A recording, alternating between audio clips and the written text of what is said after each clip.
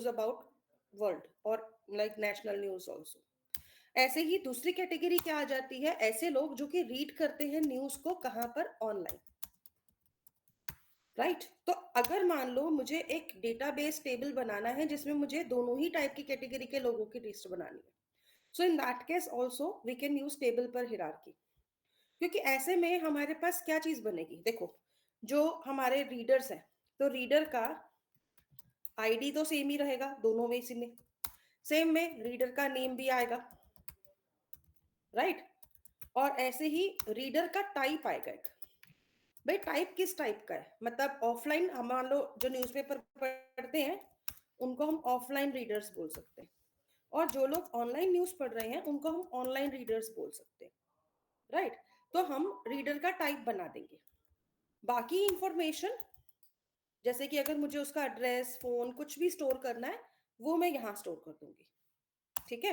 तो यहाँ पे हम रीडर टाइप भी बोल सकते हैं और सब्सक्रिप्शन टाइप भी बोल सकते हैं इसको, राइट। तो सब्सक्रिप्शन टाइप क्या है, ऑफलाइन है तो न्यूज़पेपर पहुंचाना है, ऑनलाइन है तो उनको न्यूज भेजनी है रोज। तो अगर मान लो हम ऐसा कुछ सेटअप करते हैं तो सब्सक्रिप्शन टाइप हो गया, एड्रेस हो गया, फोन हो गया, बाकी सब चीजें सेम रहेंगी, बस ये चीज चेंज हो जाएगी हर यूजर के केस में। तो जब हम टेबल पर हिरार्की के ऊपर काम करते हैं ना, तो हम इस टाइप की इंफॉर्मेशन को भी सेट कर सकते हैं अपने प्रोग्राम्स में। पिछला एग्जाम्पल मैंने इसीलिए करवाया था क्योंकि यूजुअली नॉर्मली हम लोग क्या मिस्टेक कर देते हैं, हम इसके स्ट्रक्चर को ना समझ के सिंपली कोई भी एग्जाम्पल उसमें हम यूज कर लेते हैं। But I wanted to see also कि आप में से कौन कौन उसका फ्रंट एंड बनाते हैं, लेकिन मेरे को मिला सिर्फ एक ही स्टूडेंट का, ठीक है, जिसने शिव ने मेरे को भेजा कि मैम मैंने क्रिएट, वेरी गुड। मैम मैंने भी क्रिएट किया था। हाँ जी, यस मैम, मैंने भी यस। क्रिएट किया। भेजा कब भेजा आपने, आज भेजा मुझे या अभी मैम भेजा? मैम भेजा नहीं, बस मैं अपने पास ही रखा है। तो भेजना चाहिए था ना स्क्रीनशॉट देख के, क्योंकि जो अभी शिव दिखा रहे थे, आई गॉट दिस येस्टरडे।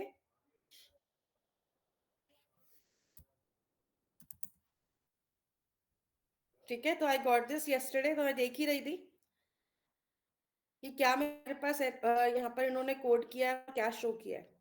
तो इस टाइप से आप स्क्रीनशॉट्स भेज सकते हो मुझे, ओके। चलिए, तो अभी देखो, एक तो मैंने जैसे अभी आप लोगों को एग्जाम्पल बताया ना कि टेबल पर हिरार्की में किस टाइप की चीज चल सकती है। ऐसे ही अगर मान लो मैं एक कंपनी चलाती हूँ जिसमें कि कंपनी में अब क्या होंगे, बहुत सारे एम्प्लॉयज होंगे। अब एम्प्लॉयज जो हैं वो दो तरह के होंगे, एक तो होंगे रेगुलर एम्प्लॉयज। अब रेगुलर एम्प्लॉय क्या हो गया, मतलब एक ऐसा एम्प्लॉय जो मेरे पेरोल पे है और उसको मैं सारे बेनिफिट्स दे रही हूँ जो एक कंपनी के एम्प्लॉय को मिलने चाहिए। सेकेंड टाइप का एम्प्लॉय कौन सा होगा, कॉन्ट्रैक्चुअल एम्प्लॉय, ठीक है। अब एक कंपनी के कॉन्ट्रैक्ट पे एक एम्प्लॉय है जिसकी ड्यूरेशन जो है वो एक लिमिटेड है, मतलब वो 2 महीने, 6 महीने या 1 साल के लिए मेरे यहाँ जॉब कर रहा है और मैंने उसको कॉन्ट्रैक्ट किया है और उसी के अकॉर्डिंग मैं उसको सैलरी दूंगी, तो उसके बेनिफिट्स डिफरेंट हो जाएंगे। तो यहाँ पर अगर मान लो मैं एक एम्प्लॉय का टेबल क्रिएट करूंगी तो उसके अंदर फील्ड क्या बनाऊंगी, देखो ईएमपी आईडी तो दोनों के केस में आएगा, ईएमपी नेम भी दोनों के केस में आएगा, एज, फोन, ये सब कुछ आएगा। तो चेंज क्या होगा, लेट्स सपोज ईएमपी टाइप कि टाइप क्या है, क्योंकि अगर एम्प्लॉय हमारा क्या है, रेगुलर है, तो फॉर एग्जाम्पल मैं उसको सैलरी तो दूंगी, उसके साथ साथ पीएफ भी दूंगी। लेकिन अगर मान लो मेरा जो एम्प्लॉय है वो क्या है, कॉन्ट्रैक्चुअल है, तो उसको सैलरी मिलेगी लेकिन पीएफ नहीं मिलेगा, राइट। तो ऐसे ही जो एग्जाम्पल्स आते हैं इन्हीं जगहों पर हम लोग क्या करते हैं, किसका यूज करते हैं, टेबल पर हिरार्की का यूज करते हैं। ये कॉन्सेप्ट क्लियर हुआ सभी को? Yes ma'am. तो हमें अगर इस चीज को यूज करना है तो इसको सही से यूज करने का ऑप्शन कहां पे होगा, जहां पर हम लोग क्या करेंगे, इस टाइप के डिस्क्रिमिनेशन करेंगे मल्टीपल एम्प्लॉयज में। I think I open the different one, नहीं आ रहा। अभी ये मेरे पुराने वर्जन से बना था एग्जाम्पल, तो let me just change the built path. Ma'am एक क्वेश्चन था। हाँ जी बोलो। जैसे आपने बताया कि ईएमपी आईडी अगर हम मतलब सभी एम्प्लॉय की अलग अलग जो है आईडी होगी, हाँ तो जी। इसमें जैसे जब पहली बार हम क्वेरी चलाते थे तो उसमें 3 आईडी क्रिएट होती थी, first, second and hmm, third, और अलग-अलग आईडी में अलग-अलग प्रोडक्ट का, प्रोडक्ट वेंडर का और उसकी सेलिंग प्राइस का जो है डेटा जाता था। तो ठीक अगर है। हमें पर्टिकुलर एक चीज़ें देखनी हैं तो फिर मतलब जैसे मान लीजिए आईडी 1 हमने रिट्रीव किया, हुँ, तो हुँ। डेटा आईडी 2 से भी आएगा, आईडी 3 से भी आएगा। बिल्कुल, वो हमें फिर कोऑर्डिनेट करके लेना पड़ेगा, ठीक है?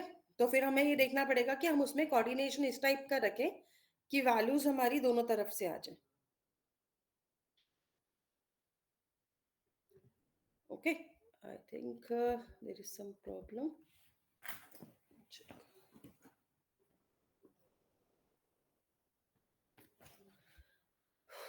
ओके गाइस, 2 मिनट वेट करिएगा क्योंकि ना मेरा माउस का लेफ्ट बटन काम नहीं कर रहा है, राइट बटन सॉरी। तो net just give me 2 minutes, let me connect it with the mouse also.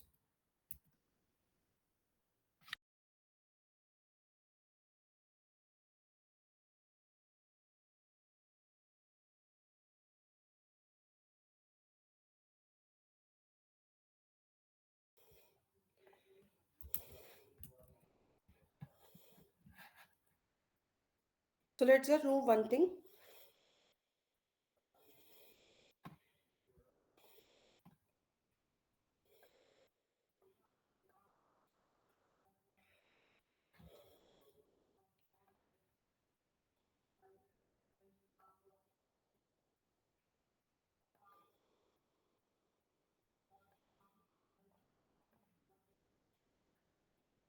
अब देखो कई बार ना ये इस टाइप के एरर्स दे सकता है अगर आपने पुराने वर्जन का प्रोजेक्ट बनाया होगा और आप उसको न्यू वर्जन में ओपन करोगे तो ऐसे में एक बार कॉन्फ़िगर बिल्ड पाथ में जाके, क्योंकि देखो यहाँ पे लाइब्रेरी एडेड नहीं है सर्वर रन टाइम की।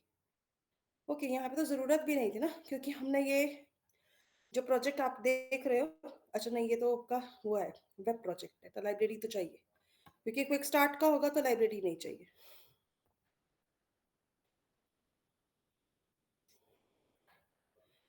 ओके,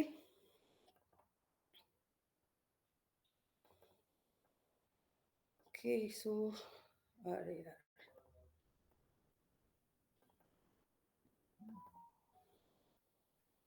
थोड़ा सा प्रॉब्लम हो जाता है कई Recording बार, in पुराने progress. प्रोजेक्ट्स खोलो ना, इतने फोल्डर्स हैं, गलत ऑप्शन हो जाती है। Recording stopped. Recording in progress.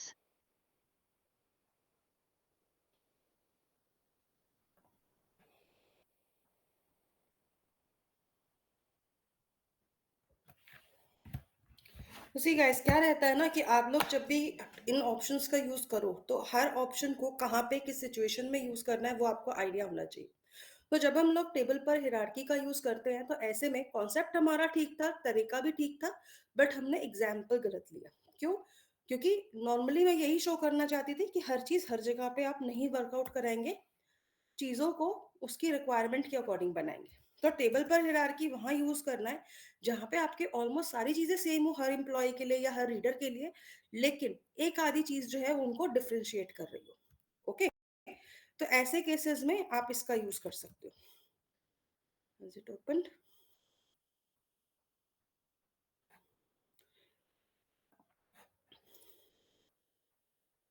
तो यहाँ पर हमारे पास जो इनहेरिटेंस मैपिंग है, देखिए जो एक्सएमएल के थ्रू हमारी इनहेरिटेंस मैपिंग काम करती है, वो कैसे वर्क करती है इसको समझने के लिए, जैसे मैं अभी एम्प्लॉय का ऑप्शन दिखा रही थी आप लोगों को, ठीक है? So that I am going to use,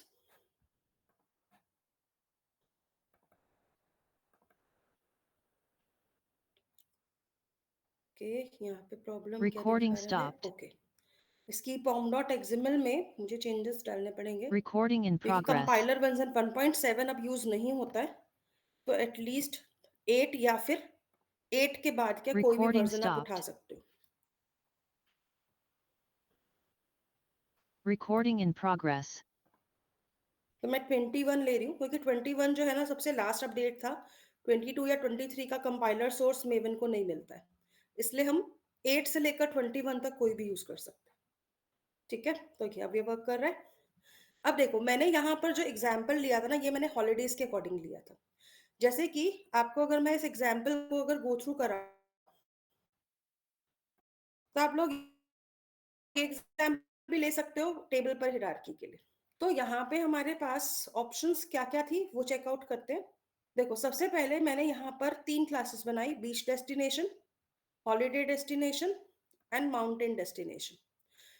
सबसे जो इसकी पेरेंट क्लास थी वो थी हॉलीडे डेस्टिनेशन। हॉलीडे डेस्टिनेशन में मैंने ID, destination type, location and destination name and phone, तो ये मैंने यहाँ पे 5 to 6 वेरिएबल्स लिए थे। इनका मैंने कंस्ट्रक्टर और गेटर सेटर बनाया हुआ है, इसमें मैंने लॉम्बॉक यूज नहीं किया हुआ है। चाहो तो आप कर सकते हो यूज, नो प्रॉब्लम। फिर मैंने एक बीच डेस्टिनेशन बनाई जिसके अंदर मैंने बीच के अंदर जो जो स्पॉट्स यूज होते हैं, जैसे वाटर स्पॉट्स हो गए, क्रूज टाइप्स हो गए, या पैकेज का प्राइस हो गया, ये 3 वेरिएबल्स बनाकर छोड़े थे। सेम में इसमें भी गेटर सेटर और कंस्ट्रक्टर लगा हुआ है। फिर माउंटेन डेस्टिनेशन में यहाँ पर हमने लिया locations, activities and package price. ठीक है, तो ये जो ऑप्शंस थी हमारे पास, ये 3 क्लासेस थी। ठीक है, और तीनों क्लासेस को हमने क्या किया, आपस में इनहेरिट करा दिया। फिर इसके बाद हमने यहाँ पर एचपीएम फाइल जब क्रिएट किया, तो यहाँ पर भी आप देखोगे तो आपको सेम ही टाइप की ऑप्शन मिलेगी। तो मैंने यहाँ पे हॉलीडे डेस्टिनेशन को मेन क्लास बना दिया, और इसका जो टेबल बना वो बना हॉलीडेज करके। डिस्क्रिमिनेटर वैल्यू क्या है इसकी, हॉलीडे। इंक्रीमेंट ऑप्शन मैंने यहाँ पर भी दिया जैसे उस प्रोग्राम में था। यहाँ पे डिस्क्रिमिनेटर कॉलम जो बनेगा वो बनेगा डेस्टिनेशन टाइप, मतलब हॉलीडे किस टाइप की है, माउंटेन वाली है या बीच वाली है। ठीक है, तो यहाँ पे उसके बाद उसकी प्रॉपर्टीज आ जाएंगी, destination type, location, D name and phone. फिर बीच डेस्टिनेशन में जो वेरिएबल्स है उनकी प्रॉपर्टीज आ गई, इसका डिस्क्रिमिनेटर वैल्यू है बीच। सेम वे में यहाँ पे माउंटेन आ रहा है। ठीक है, अब ये जो प्रोजेक्ट है ये मैंने सिर्फ बैकएंड में बनाया था। उसके बाद हमने सीएफजी लिया, सीएफजी के अंदर सेम वे में मैंने एक क्या यूज किया, हाइबरनेट कॉन्फ़िगरेशन, मेरे डेटाबेस का नाम है कंपनी 2। आफ्टर दैट हमने यहाँ पे जावा में सेम चीज की। अब मैं ना यहाँ पे वैल्यू गेट नहीं कर रही थी क्योंकि मैं इसको कंसोल बेस्ड एप्लीकेशन बना रही थी। तो मैंने यहाँ पे यूजर से पूछा कि उसे कौन सी डेस्टिनेशन चाहिए। जो भी चॉइस यूजर देगा उस चॉइस के अकॉर्डिंग हम यहाँ पे ट्रांजेक्शन स्टार्ट करेंगे, ऑब्जेक्ट क्रिएट करेंगे। जैसे बीच डेस्टिनेशन के लिए आ रहा है तो बीच का क्या बनेगा, ऑब्जेक्ट बनेगा, और फिर डेस्टिनेशन टाइप बनेगा, और उसी के अकॉर्डिंग वैल्यू आएगी। जैसे लोकेशन आ गई, डेस्टिनेशन, फोन, तो जो जो वैल्यू चाहिए, 2 ऑब्जेक्ट्स बनेंगे, एक तो बीच डेस्टिनेशन का। ठीक है, अब क्योंकि इसकी पेरेंट क्लास है तो हम इस पेरेंट क्लास का भी ऑब्जेक्ट यहाँ ले सकते हैं ना इसके थ्रू। तो हमने सारी चीजें इसी के थ्रू सेट करा दी, और फिर इसको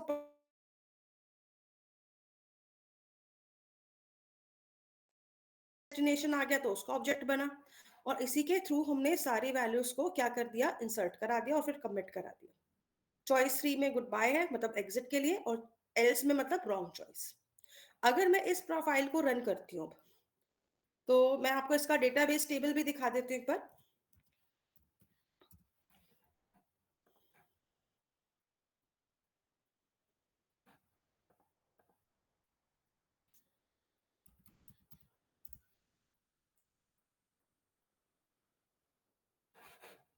तो मैंने यहाँ पे कंपनी 2 का एक डेटाबेस बना रखा है, और इसी के अंदर हमने एक ऑप्शन बनाया था हॉलीडेज करके, हमारा टेबल बना हुआ है। अब हॉलीडेज में देखोगे तो यहाँ पे डेस्टिनेशन टाइप और इसकी ऑप्शंस सभी कुछ आ रहा है। ठीक है, अब देखो अगर मैं इस प्रोग्राम को रन कराती हूँ यहाँ से, क्योंकि ये कंसोल बेस्ड है तो सर्वर पे रन नहीं होगा, यहीं पे रन होगा F11 की से। तो देखो यहाँ पे ये पूछेगा कि आपको कौन सी डेस्टिनेशन चाहिए, तो मैंने यहाँ पे लिया फॉर एग्जाम्पल 1 ऑप्शन। तो लोकेशन पूछेगा, बीच डेस्टिनेशन लिया तो मान लो मैंने दे दिया गोवा।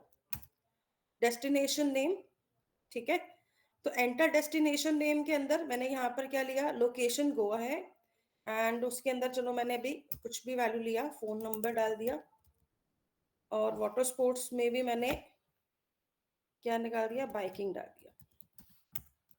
क्रूज टाइप है स्टैंडर्ड, एंड पैकेज प्राइस जो था इसको हम एंटर कर देते हैं। तो अभी देखो यहाँ पर हमारी जो वैल्यू है वो यहाँ पर एंटर हो गई। अभी जो मैंने वैल्यू लिया, लोकेशन गोवा लिया था, ठीक है, डेस्टिनेशन नेम, फोन नंबर, ये सब वैल्यू लिए थी। अगर मैं यहाँ पे आके अपने इस टेबल को रिफ्रेश करती हूँ और यहाँ पे इस क्वेरी को दोबारा से रन करती हूँ, तो देखो सबसे लास्ट में जो मेरे पास रो आ रहा है, बीच आ रहा है, डेस्टिनेशन टाइम में क्या आ रहा है, com.files.beach डेस्टिनेशन, क्योंकि मैंने ये डिस्क्रिमिनेटर वैल्यू ली थी। तो जो डिस्क्रिमिनेटर वैल्यू होती है वो यहाँ आएगी। अगर मैं वहां पे बीच सिलेक्ट करूंगी तो यहाँ पे बीच डेस्टिनेशन लिखा हुआ आएगा, अगर मैं माउंटेन सिलेक्ट करूंगी तो माउंटेन लिखा हुआ आएगा। तो जो डिस्क्रिमिनेटर वैल्यू है वो यहाँ पे इस टाइप से आती है। फिर लोकेशन क्या है, ये आ जाएगी, ठीक है, destination name, phone, water sports, cruise type, तो ये सारी की सारी वैल्यू आपके पास यहाँ पे इनपुट होती जाएगी।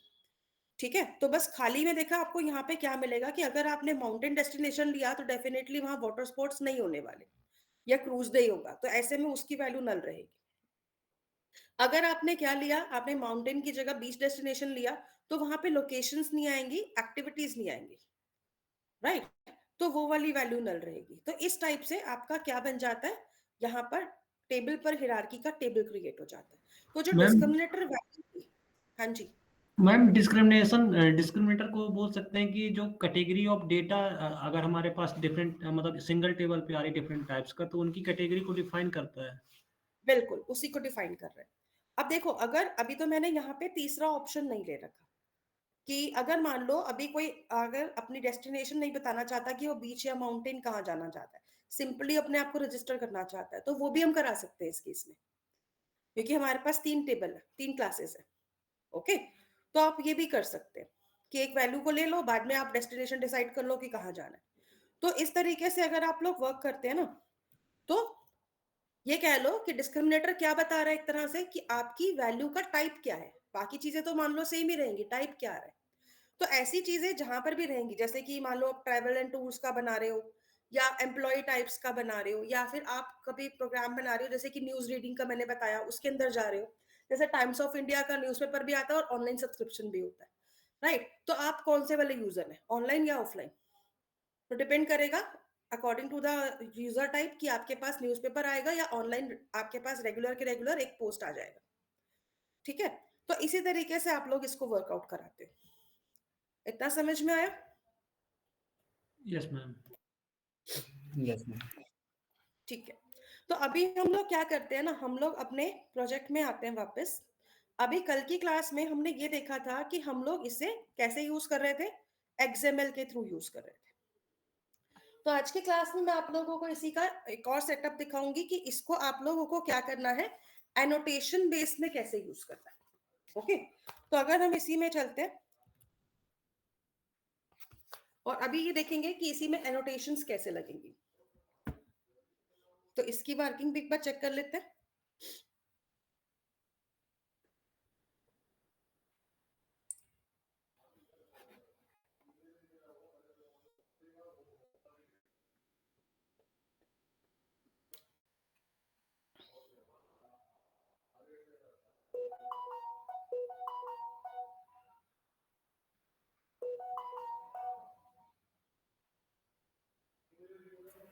मैम जैसे हाइबरनेट में अगर हम टेबल ना बनाएं और उसको प्रोग्राम को एग्जीक्यूट करें, रन करें, तो टेबल क्रिएट हो जाती है। तो क्या बिल्कुल ये बंद करना? ऑटोमेटिकली टेबल क्रिएट हो जाएगी। यस मैम, जो ऑलरेडी एग्जिस्टिंग स्कीम है उसको भी ये खराब कर सकता है। बिल्कुल खराब कर सकता है, इवन डिलीट भी कर सकता है। तो इसीलिए इसको बहुत ही सेफली यूज करना होता है। आप जब भी यहाँ पर अपना ऑप्शन बनाओगे ना, हाइबरनेट CFG में आप क्या वैल्यू दे रहे हो उस पर डिपेंड करेगा कि आपका हर बार एक नया टेबल बनने वाला है या फिर अपडेट होने वाला है। अगर अपडेट दिया तो देखो, अपडेट के भी अपने फायदे नुकसान। अपडेट के केस में क्या होता है इसका मैं आपको एक बार बता देती हूँ, चलो, क्योंकि आप लोग यूज करोगे तो ये चीज आपके बहुत ध्यान में रहनी चाहिए कि क्या यूज कर रहे हैं। तो अगर मान लो आपने यहाँ पर क्या लिया है, HBM जो की प्रॉपर्टी है, HBM to DDL। अब इसमें ऑप्शंस ना 3 आती हैं यूजुअली, एक तो होती है अपडेट, दूसरी हो जाती है क्रिएट, और तीसरी होती है नन। तो अपडेट, क्रिएट और नन में डिफरेंस क्या है? अपडेट क्या करेगा, it will look for table if there is no table with the same name, जैसे कि HBM फाइल में है, then it will create a new table. It will also check, it will also check the property value with column, या कह लो existing columns in the table. अगर मान लो table पहले से क्रिएटेड है उस केस में, then it will create new column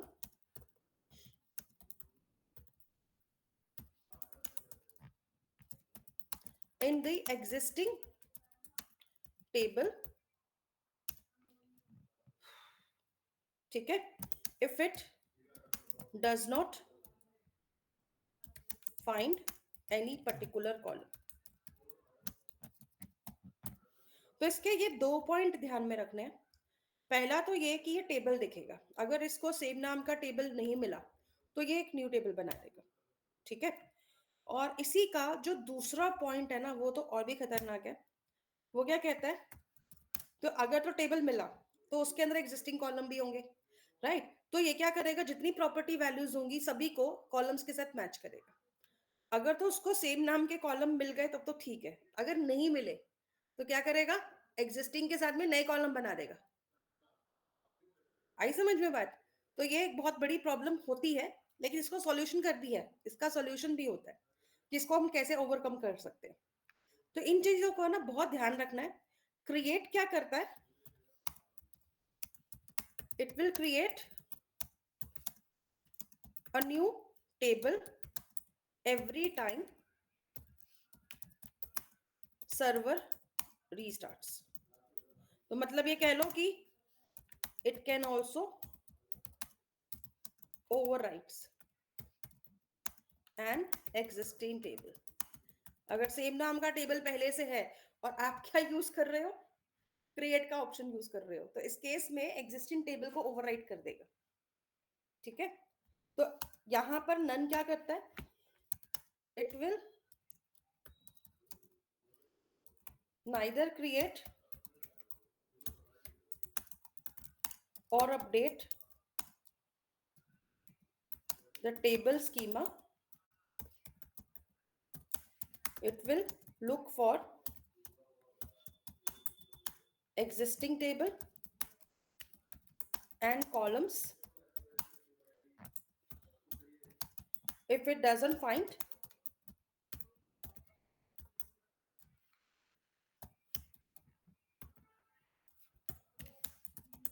then it will throw an error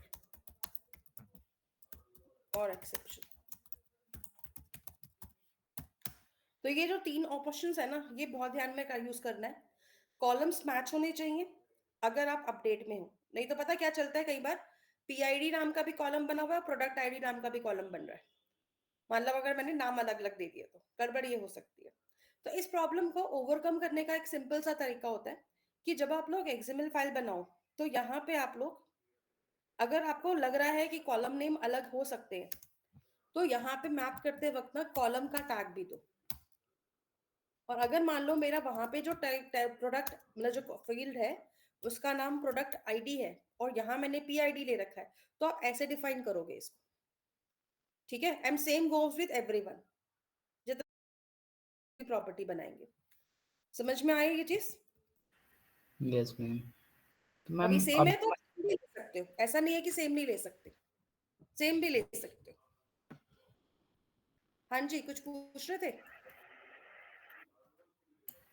ये कह रहा था, जैसे मान लीजिए एक प्रोफाइल हम इंसर्ट करा रहे हैं, प्रोफाइल का डेटा, या कि एक यूजर की प्रोफाइल बना रहे हैं और उसमें हम कुछ फील्ड बाद में ऐड करना चाहते हैं, तो अपडेट तो बेस्ट ही है इस केस में. देखो, उस केस में आप अपडेट को बेनिफिशियल बोल सकते हो, ठीक है, लेकिन जो एग्जिस्टिंग रिकॉर्ड्स होंगे वो नल आएंगे फिर उस केस में. मैम मतलब न्यू कॉलम को ऐड करता लेकिन एग्जिस्टिंग को नल कर देगा. एग्जिस्टिंग रिकॉर्ड्स जो पहले वाले होंगे ना, उसके यस अंदर मैम, तो जो सेम सेम डेटा नहीं होगा, वो वाले कॉलम की वैल्यू नहीं होगी, तो उस केस में वो वाले कॉलम की वैल्यू नल दिखाएगा पहले वाले रिकॉर्ड्स के केस में, तो उसके लिए आपको अपडेट लगाना पड़ेगा, यस मैम। मतलब अपडेट का क्वेरी चलाना पड़ेगा। फिर तो ओके, क्रिएट ही बेस्ट है। क्रिएट फिर हर बार नया टेबल बनाएगा तो पुराने डेटा को यहाँ पे ओवरराइट कर देगा, डिलीट मार देगा, तो ये भी होता है। तो इसीलिए बहुत सोच समझ के तीनों का यूज करो। चलिए फिलहाल के काम करते हैं। चलो अभी तक हमने ये देखा था कि आप लोग इसमें एक्सएमएल का यूज कैसे करते हो, तो एक्सएमएल का यूज समझ में आ गया सभी को, कोई डाउट तो नहीं है? नो। ठीक है, तो आज हम क्या करते हैं, यहाँ पर हमने जो ऑप्शन सीखा था लास्ट क्लास में, क्या सीखा था हमें कि हमें एक्सएमएल से कैसे करना है। ठीक है, तो एक्सएमएल केस में हमें क्या बनाना पड़ता है, क्रिएट करनी पड़ती है एन एचबीएम फाइल। तो मतलब जो एक्स्ट्रा जाता है ना वो ये जाता है। तो आप चाहे एक्सएमएल से बनाओ या आप एनोटेशन से बनाओ, एंटिटी क्लासेस तो आएंगी आएंगी जितनी भी रहेंगी, ठीक है, एंड डाउ क्लास भी आएगी, और अगर आप वेब प्रोजेक्ट बना रहे हो तो जेएसपी एचटीएमएल भी आएगी। तो ये चीजें तो मस्ट है जो इसके अंदर रहती है। लेकिन एक्सएमएल में क्या होता है, एचबीएम फाइल आती है। अगर आप लोग इसी चीज को एनोटेशन से करोगे, so no HBM file required, we can directly define properties in entity classes। तो ये चीज ध्यान में रखनी है। तो एनोटेशन में क्या आएगा, कोई एचबीएम फाइल नहीं बनेगी, एंटिटी क्लास में डायरेक्ट वैल्यू आ जाएगी, वहीं पे मैपिंग का सारा काम हो जाएगा हमारा। जबकि एक्सएमएल में अलग से एचबीएम फाइल बनती है जिसमें हम मैपिंग करते हैं, और मैपिंग ही सबसे ज्यादा जरूरी भी होती है, राइट। तो अभी हम क्या करते हैं, हम यहाँ पे अपना एक और नया एग्जाम्पल, इसको मैं बैकएंड से बनवाऊंगी, आप चाहो तो इसको फ्रंट एंड में बना सकते हो, ठीक है, क्योंकि बैकएंड में थोड़ा मेरा काम जल्दी हो जाएगा अभी। तो आप लोगों का अब आइडिया तो है ही कैसे इसको कैसे कोऑर्डिनेट कराना है, तो आप इसको बैकएंड से ना बना के आप फ्रंट एंड से भी बना सकते हो। तो मेविन प्रोजेक्ट ले लेते हैं सबसे पहले तो, और यहाँ पे हम फटाफट से एक प्रोजेक्ट क्रिएट करते हैं क्विक स्टार्ट का।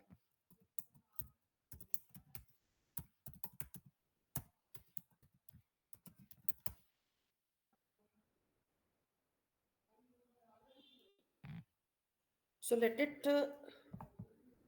quickly download the archetypes। तो हमें लेना है क्विक स्टार्ट का ऑप्शन।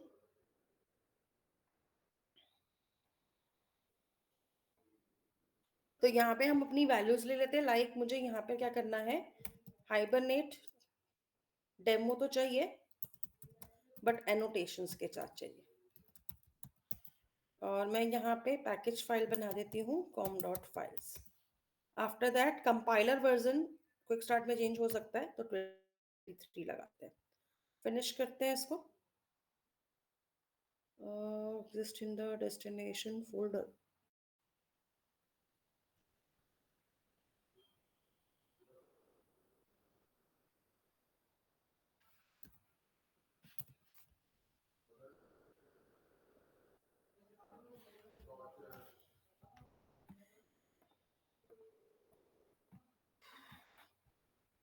अच्छा, एनोटेशंस जो है वो ऑलरेडी है, तो हम क्या करते हैं, इसको फिर 1 कर देते हैं।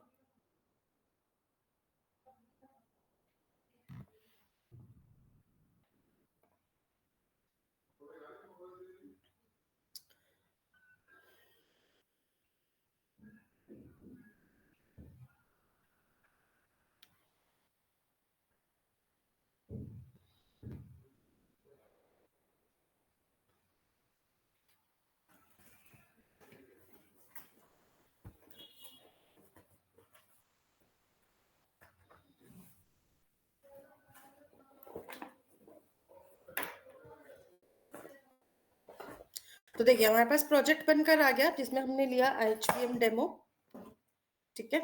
तो हमारे पास एक नया प्रोजेक्ट बन के आ गया ये वाला।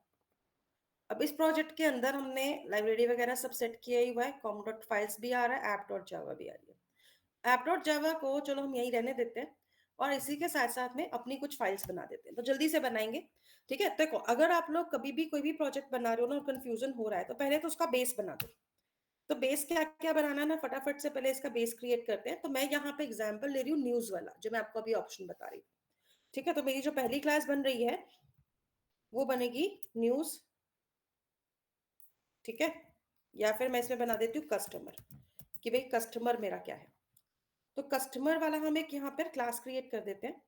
अच्छा, मैंने यहाँ पे पैकेज नहीं बनाया इस बार, तो कंट्रोल एन करके फटाफट से एक पैकेज बना देते हैं और इसको बना देते हैं एंटिटी, और एंटिटी में कस्टमर डॉट जावा डाल देते हैं। ठीक है, तो एंटिटी में आ गई कस्टमर डॉट जावा। अब कस्टमर डॉट जावा में हम यहाँ पर अपनी ऑप्शंस को बना देते हैं, जैसे कि मैं यहाँ पे इंट में कस्टमर आईडी ले लेती हूँ, और यहाँ पर हम ले लेते हैं इसमें स्ट्रिंग में नेम। ठीक है मैम प्राइवेट आएगा। हाँ जी, यस, प्राइवेट वेरिएबल। हाँ प्राइवेट बनाना, चलिए प्राइवेट बना लेते हैं। तो यहाँ पे हम लोग क्या करते हैं, इसमें वेरिएबल्स को पहले क्रिएट कर लेते हैं। So we will not create so much variables, क्योंकि फिर उतना ही डालना, हमें डेटा इनपुट कराना पड़ेगा अभी। तो कस्टमर आईडी कस्टमर नेम यहाँ पर आ जाएगा। ठीक है, और एक फील्ड और ले लेते हैं, private long form. So I think this much is enough for it. अब मुझे क्योंकि यहाँ पर क्या करना है, इसमें हाइबरनेट कोर यूज करना है, तो मैं यहाँ पे हाइबरनेट की जितनी भी एनोटेशंस होती हैं, सॉरी डिपेंडेंसीज होती है, पहले तो वो लगा देती हूँ। तो मुझे यहाँ पे जो डिपेंडेंसीज चाहिए वो मैं अपने पिछले प्रोजेक्ट से ले रही हूँ।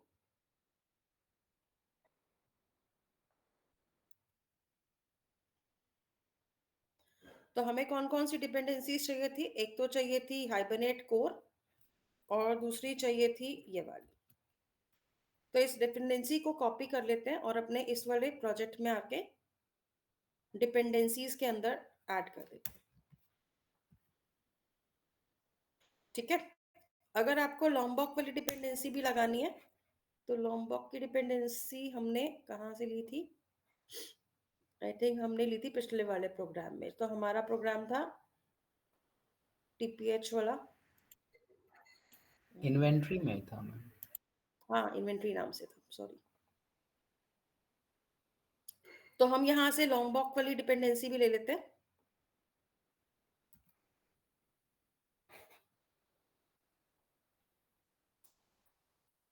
तो हमारे पास यहाँ पे तीनों की तीनों डिपेंडेंसीज आ गई। ठीक है, और अगर मैं अभी अपना प्रोजेक्ट का रिसोर्स ओपन करूं, तो ये वहां पर भी इसे शो तो कर ही देगा।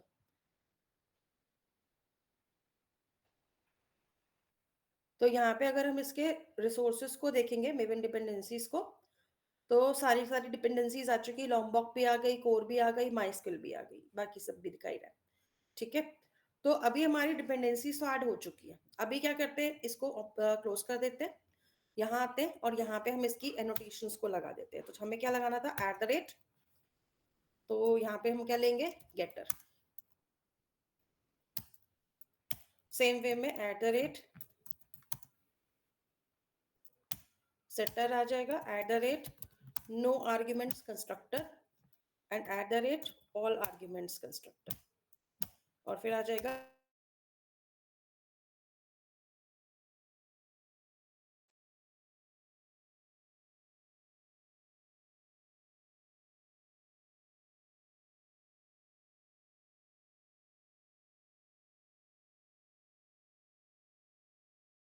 अब कस्टमर हमने तो बना दिया, क्योंकि हम इसको न्यूज टाइप के अकॉर्डिंग सेट कर रहे हैं, राइट। तो हम क्या करते हैं, इसी का अब कंट्रोल एन करके एक और क्लास बना देते हैं, और इसके अंदर हम क्या लेंगे कि अगर लेट्स सपोज मेरा कस्टमर एक ऑफलाइन रीडर है, तो उसकी क्या प्रॉपर्टीज अलग जाएंगी। ठीक है, तो हमारा जो ऑफलाइन रीडर होगा, तो उसका मतलब यहाँ पर क्या चीज रहेगी जो डिफरेंट रहेगी। तो मतलब हमारे ऑफलाइन रीडर का, तो हमारे को एड्रेस भी चाहिए होगा, राइट। तो हम यहाँ पे ले लेते हैं स्ट्रिंग एड्रेस, क्योंकि भी एड्रेस होगा तभी तो हम उसको सेंड आउट कर पाएंगे ना, उसकी कॉपी। और यहाँ पर उसके अलावा ऑफलाइन रीडर को हमें और क्या देना चाहिए, और क्या ऑप्शन दे सकते हैं ऑफलाइन रीडर के केस में, एनी आइडिया। तो एड्रेस तो ठीक है, एड्रेस तो आएगा ही आएगा, चलो एक काम करते हैं, फोन चलो फोन तो हम वहां ले ही चुके हैं, तो यहाँ पे हम एड्रेस ले लेते हैं, सिंपल जो होम एड्रेस होता है, और इसके साथ साथ में जो उसका प्राइस होगा वो तो मैं कस्टमर क्लास में ही लूंगी, क्योंकि मैम सब्सक्रिप्शन यहाँ पे टाइप के उसका नाम अकॉर्डिंगली। भी ले सकते, हाँ जी, जो ऑफलाइन पेपर देने आएगा उसका नाम भी ले सकते हैं वहाँ पे। हाँ ये भी कर सकते हैं। टाइम भी दे सकते हैं, कितने टाइम सेल करना है। उसको भी ले सकते हैं। तो अभी के लिए ना हम क्या करते हैं, यहाँ पर फिलहाल एड्रेस ले लेते हैं, और ये ले लेते हैं कि भाई जो बॉय होगा, जो भी सेंड करेगा इसको, ठीक है, जिसको हम बोलते हैं न्यूज बॉय, तो उसका जो नेम होगा वो यहाँ पे आ जाएगा। तो दोनों के दोनों हमारे क्या बन गए, वेरिएबल्स बन गए। तो अभी मैं इन दोनों को ले लेती हूँ यहाँ पर, एंड आफ्टर दैट ना यहाँ पर हम सेम काम करते हैं जैसे कस्टमर में कर रहे थे, @ गेटर सेटर से लेके सारी वैल्यूज को कॉपी पेस्ट कर देते हैं, तो हमारा सारा टास्क यहाँ पर कंप्लीट हो गया। ठीक है, अब ऐसे ही तीसरी क्लास बनाते हैं, और इस क्लास के अंदर हम लोग क्या देंगे,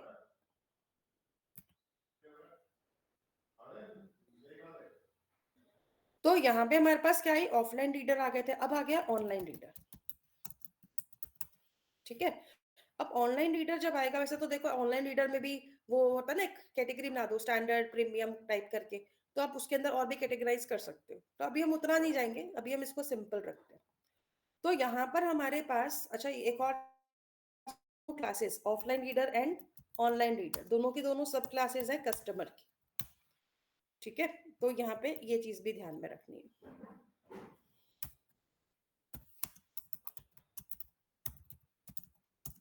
तो दोनों की दोनों क्लासेस किसकी चाइल्ड क्लासेस है, कस्टमर की। तो ये रहेगा।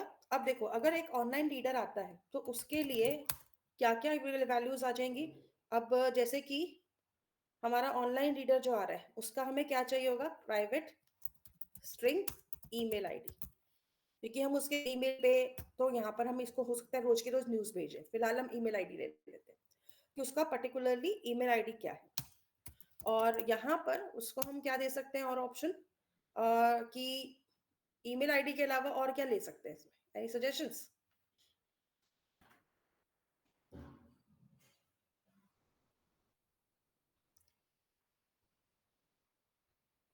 Yes, no? चलो फिर एक काम करते हैं, एक ही वेरिएबल बना के छोड़ते हैं, ज्यादा नहीं जाते भी। ठीक है, और यहाँ पे पेस्ट कर देते हैं गेटर सेटर को, और कुछ याद आएगा तो बाद में ऐड कर देंगे। तो फिलहाल मैंने यहाँ पर क्या लिया, इसके अंदर ऑनलाइन और ऑफलाइन दो रीडर्स बना दिए। ठीक है, तो ये हमारा इसका पहले बेसिक सेटअप है। अभी मैं इसके अंदर मतलब एनोटेशन या एक्सएमएल कुछ नहीं लगा रही। आफ्टर दैट ना यहाँ पे हम आते हैं, हमारे को जो डाउ क्लास बनानी है। ठीक है, तो उसके लिए हम एक क्लास और ले लेते हैं।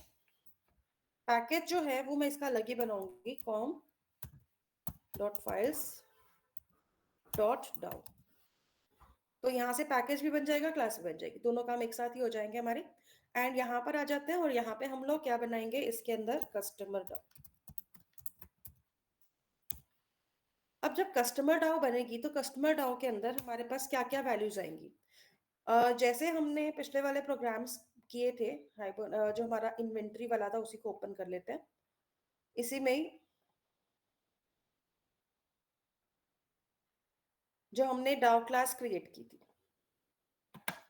तो जो जो यहाँ पर वैल्यूज है ये तो हमें चाहिए ही चाहिए। ठीक है, तो इसी को कॉपी पेस्ट कर लेते हैं, थोड़ा काम भी जल्दी होगा।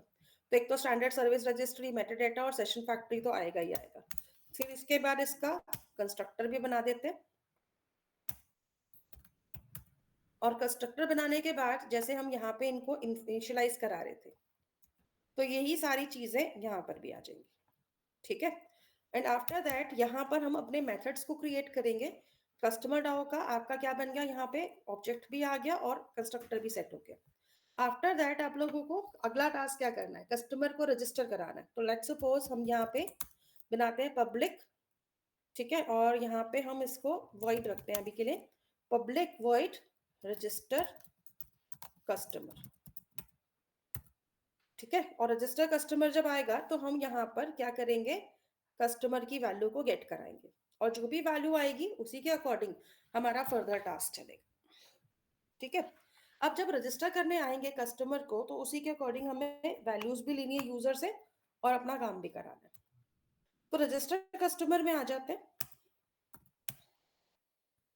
और यहाँ पर हम लोग क्या करेंगे, अब कस्टमर रजिस्टर होने आएगा तो ऑफलाइन कस्टमर है या ऑनलाइन कस्टमर है हमें ये आइडिया नहीं है अभी, क्योंकि ऐसे में दो अलग अलग ऑब्जेक्ट्स बनने वाले हैं, ऑफलाइन का और ऑनलाइन का भी।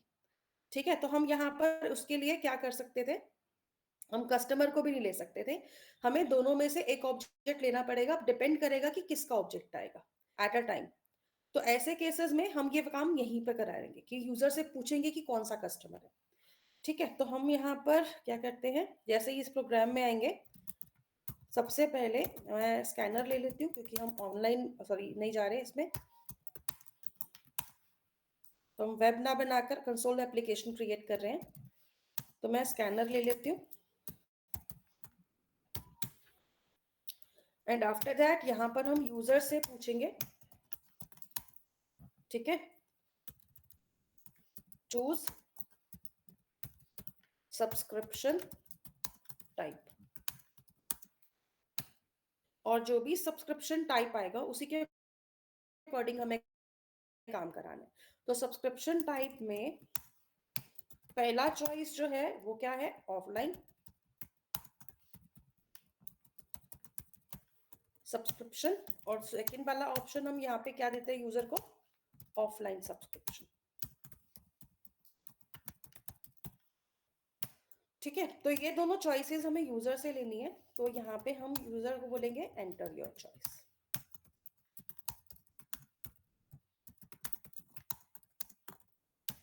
तो जो भी यूजर हमें चॉइस देगा उसी के अकॉर्डिंग हमें फर्दर टास्क करना है।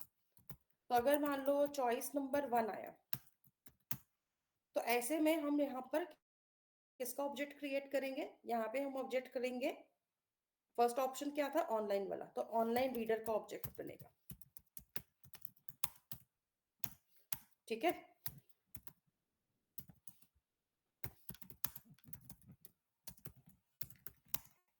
तो इस क्लास का ऑब्जेक्ट क्रिएट होगा। अगर मान लो एल्स में गए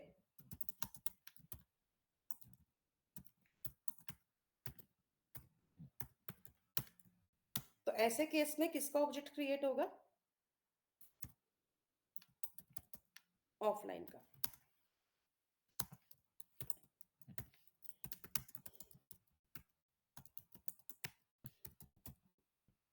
तो इस तरीके से आप लोगों को क्या करना है, यहाँ पे अपना कस्टमर सेटअप करना है। तो यहाँ पर डिपेंड करेगा कि आप लोगों की क्या वैल्यू आ रही है, उसी के अकॉर्डिंग आप लोग यहाँ पर अपना टास्क कराएंगे। तो यहाँ पे अब ऑनलाइन रीडर अगर आया तो हमें क्या करना है, तो भी डिटेल्स लेनी है, और ऑफलाइन रीडर आएगा तो भी डिटेल्स लेनी है। दोनों के केस में हमारा टास्क जो है वो सेम टू सेम रहने वाला है। ठीक है, तो अगर मान लो इन दोनों में से ऑप्शन आती है, अब आप सोचोगे भाई हमें कस्टमर की डिटेल्स बार बार यहाँ पे राइट डाउन करनी पड़ेगी, तो उसके लिए हम लोग एक काम और कर सकते हैं। इस ऑप्शन में तो हम लोग जाएंगे ही, मैम यहाँ पे ऑनलाइन और ऑफलाइन के लिए सेम ऑब्जेक्ट का यूज करेंगे? नहीं, नाम मैंने सेम दिया है लेकिन देखो ना, बनेगा तो एट ए टाइम एक ही बनेगा, राइट। तो यस आप लोग ये कर सकते हो कि अगर चॉइस की वैल्यू इज इक्वल्स टू 1 है और चॉइस इज इक्वल्स टू क्या है, 2 है, दोनों में से कोई भी ऑप्शन आती है तो हम यहां चलेंगे। एल्स यहाँ पे हम क्या बोलेंगे, मैसेज डाल देते हैं रॉन्ग चॉइस। यहाँ पर हम क्या करते हैं, इस वाले इफ एल्स को डाल देते हैं, क्योंकि देखो ऐसे में ना हमारे को ऑब्जेक्ट जो भी बनेगा, जो भी ऑब्जेक्ट क्रिएट होगा उसी की वैल्यू सेट होगी। अगर आप चाहते हो कि भाई हम यहाँ पे इसे कॉमनली यूज कर सके तो आप बस एक काम कर लीजिए, ब्लैंक ऑब्जेक्ट्स बना के भी छोड़ सकते हो। जैसे मैंने यहाँ पे एक ऑनलाइन रीडर का ऑब्जेक्ट क्रिएट किया। ठीक है, चलो मैं ऑब्जेक्ट का नाम अलग कर देती हूँ ताकि आप लोगों को कंफ्यूजन ना हो। ऑफलाइन रीडर का ऑब्जेक्ट क्रिएट कर दिया, तो हम इसको ले लेते हैं, ऑफलाइन वाले को OF कर देते हैं और ऑनलाइन वाले को OR कर देते हैं, और इन दोनों ही ऑब्जेक्ट्स के अंदर आप लोग नल लगा के छोड़ दीजिए। ठीक है, अब जब आप यहाँ पर आओगे तो यहाँ पर आप लोग बस क्या करो, इसमें ऑनलाइन वाला आ रहा है तो ऑनलाइन वाले को यहाँ पे इनिशियलाइज करा दो, अगर ऑफलाइन वाला आ रहा है तो ऑफलाइन वाले को करा दो। ठीक है, तो ऐसे भी करा सकते हो। तो इस तरीके से आपका जो वैल्यू है वो इनिशियलाइज हो जाएगा। अब देखो दोनों ही केसेस में मुझे कस्टमर की वैल्यू भी लेनी है जो मेरे पास यहाँ पर आएगी। ठीक है, तो कस्टमर इंफॉर्मेशन को आप लोग गेट कराओगे दोनों में ही, क्योंकि अभी हम ऑफलाइन सॉरी कंसोल बेस कर रहे हैं ना, तो यहाँ पे थोड़ा सा लिमिटेशन रहेगा चीजों का। तो सस आउट करके आप लोग कस्टमर की इंफॉर्मेशन को गेट करा लो। जैसे कि मैंने लिया एंटर, ठीक है, कस्टमर नेम, तो कस्टमर नेम इनपुट करा देते हैं और यहाँ पे हम क्या लिखेंगे अब or.set कस्टमर नेम और sc डॉट नेक्स्ट लाइन करके वैल्यू ले लेते हैं। अब क्योंकि ऊपर हम चॉइस की वैल्यू ले रहे थे और उसके बाद हम स्ट्रिंग की वैल्यू ले रहे हैं, चॉइस था इंट में, इंट के बाद स्ट्रिंग आएगा तो प्रॉब्लम करेगा, इसलिए हमें बफर को फ्लश आउट करना पड़ेगा। तो नेक्स्ट लाइन लगा देते हैं। ठीक है, तो ये चीज आपके पास आएगी। इसके बाद अगली चीज क्या थी यहाँ पे हमारे पास, एंटर कराना था। अब एक बार यहाँ पे जरा मैं फील्ड्स देख लूं। कस्टमर आईडी था, कस्टमर आईडी ऑटो जनरेट पे डालेंगे, कस्टमर नेम, फोन और प्राइस, तीन चीजें ले ली है पहले तो। ठीक है, तो हम यहाँ पर ले लेते हैं कस्टमर नेम हो गया, फोन हो गया, और यहाँ पर हमें क्या करना है इसमें or.set phone sc dot next long. ऐसे ही यहाँ पर आप लोग वैल्यूज ले लो, एंटर, क्या था हमारे पास प्राइस, प्राइस की वैल्यू आप चाहो तो अपने हिसाब से सेट कर सकते हो ऑफलाइन और ऑनलाइन के लिए, तो आप वो वैल्यू भी यहाँ पे डलवा के छोड़ सकते हो। ठीक है, लेकिन अभी मैं एंटर करा रही हूँ, तो ओवर डॉट करके सेट प्राइस ले लो, sc डॉट नेक्स्ट फ्लोट कर लो। तो जब ये दो चीजें आ गई तो इसके बाद ऑनलाइन रीडर की हमें एक चीज और चाहिए थी, ईमेल आईडी, जिसपे हमें रेगुलरली न्यूज भेजनी है। तो ऐसे में हम लोग क्या करेंगे, यहाँ पर आएंगे, इसे क्लोज कर देते हैं। ठीक है, तो यहाँ आएंगे और यहाँ पे यूजर से उसकी ईमेल आईडी भी लेंगे। तो हम यहाँ पे ले लेते हैं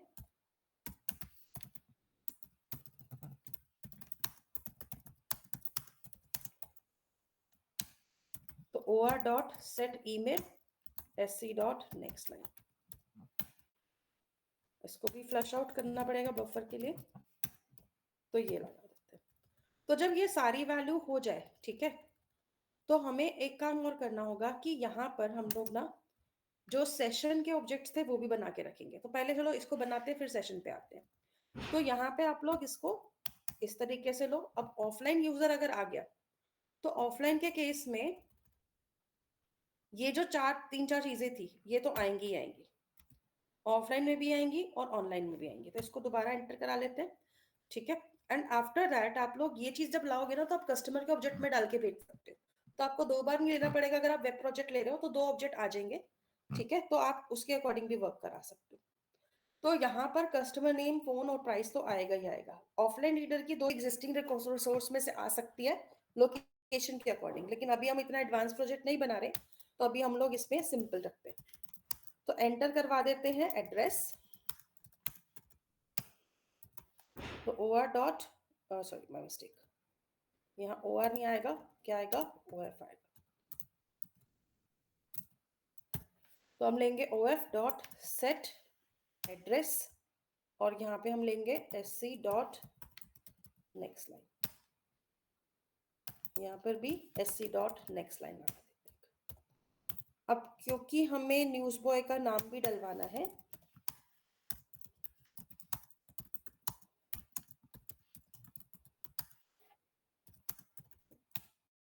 तो हम यहाँ पे इसकी भी वैल्यू डाल देते हैं। अभी तो हम सभी कुछ इनपुट करा रहे हैं, बट यूजुअली एक्चुअली में ऐसा तो नहीं होगा ना कि सारी चीजें हमें इनपुट करा रही हैं, कुछ चीजें हमें बस सिलेक्ट करानी होती है चॉइस के अकॉर्डिंग। तो यहाँ पे आपका जब इतना टास्क हो गया तो ये तो हमारा हो गया बेसिक टास्क। ठीक है, अभी इसमें लगाते हैं सेशन को। तो हमें क्या करना होता है, जब भी हमें ट्रांजैक्शन और सेशन कराना होता है तो हम लोग 2 लाइंस का कोड और डालते हैं, और वो क्या रहता है हर प्रोग्राम में, सेशन को पहला क्रिएट करते हैं। और दूसरा ट्रांजैक्शन सेट होती है। तो इन दोनों को भी यहाँ पर सेट कर देते हैं, ठीक है। तो ये जो सब चीजें कॉमन रहेंगी आपकी हरी प्रोजेक्ट के अंदर। तो चेंज क्या होगा कि भाई यहाँ पे हमारे को किसको सेट कराना है, तो मैं यहाँ पे अगर लिखती हूँ सेशन डॉट परसिस्ट, और परसिस्ट में हम क्या डालते हैं अभी इसके अंदर OR, ठीक है। तो ये लगा देते हैं। अब ऐसे ही यहां पर अगर आए चॉइस नंबर 2 में, तो OR dot session session dot persist, और यहाँ क्या जाएगा OF जाएगा। अब चाहे ऑनलाइन रीडर आ रहा है या ऑफलाइन रीडर आ रहा है, ठीक है, तो इसी केस में हमारी ट्रांजैक्शन जो है वो कमिट भी करेगी, फाइन। तो ये चीज भी आएगी। अब कमिट कब कराना है, जब हमारा परसिस्ट हो रहा है, अदरवाइज नहीं कराना है। इसीलिए मैंने ये नेस्टेड इफ लिया था, क्योंकि 1 और 2 के केस में ही हमारा क्या होना चाहिए, कमिट होना चाहिए, एल्स नहीं होना चाहिए। इसके बाद अगर रॉन्ग चॉइस है तो हम उसे दूसरा चांस नहीं देंगे, उसको दोबारा फॉर्म भरना पड़ेगा। तो सेशन को हम क्या कर देंगे, क्लोज कर देंगे इसके बाद, ठीक है। तो ये हमारी क्या बन गई, डाउ क्लास बन गई। तो जैसे मैंने कहा ही था कि पहले बेसिक काम करो, उसके बाद बाकी चीजों पे आओ। अब देखो यहाँ पे हमारा रजिस्टर कस्टमर ऑप्शन बन गया। मैंने ऐप डॉट जावा में इसको इसलिए नहीं बनाया क्योंकि मैं अगर मान लो इसी प्रोग्राम को कल को वेब वाले प्रोजेक्ट में भी डालूंगी तो भी वहां पे सेम काम करेगा। हाँ, बस ये डिफरेंस रहेगा कि सब्सक्रिप्शन टाइप हम वहीं पे पूछेंगे और उसी के अकॉर्डिंग हमारी वैल्यू बनकर आएगी वहां से। ओके, तो हमारे को हो सकता है रजिस्टर कस्टमर 2 बनाने पड़े उस केस में, एक ऑफलाइन के लिए एक ऑनलाइन के लिए, क्योंकि फिर हमारा ऑब्जेक्ट अलग लगाएंगे। अभी यहाँ पर हम सेमी ऑब्जेक्ट का यूज करते हैं। अब इसके बाद यहाँ पर आते हैं इसी की कौन सी फाइल में, ऐप डॉट जावा में, जो कि कॉम डॉट फाइल्स में।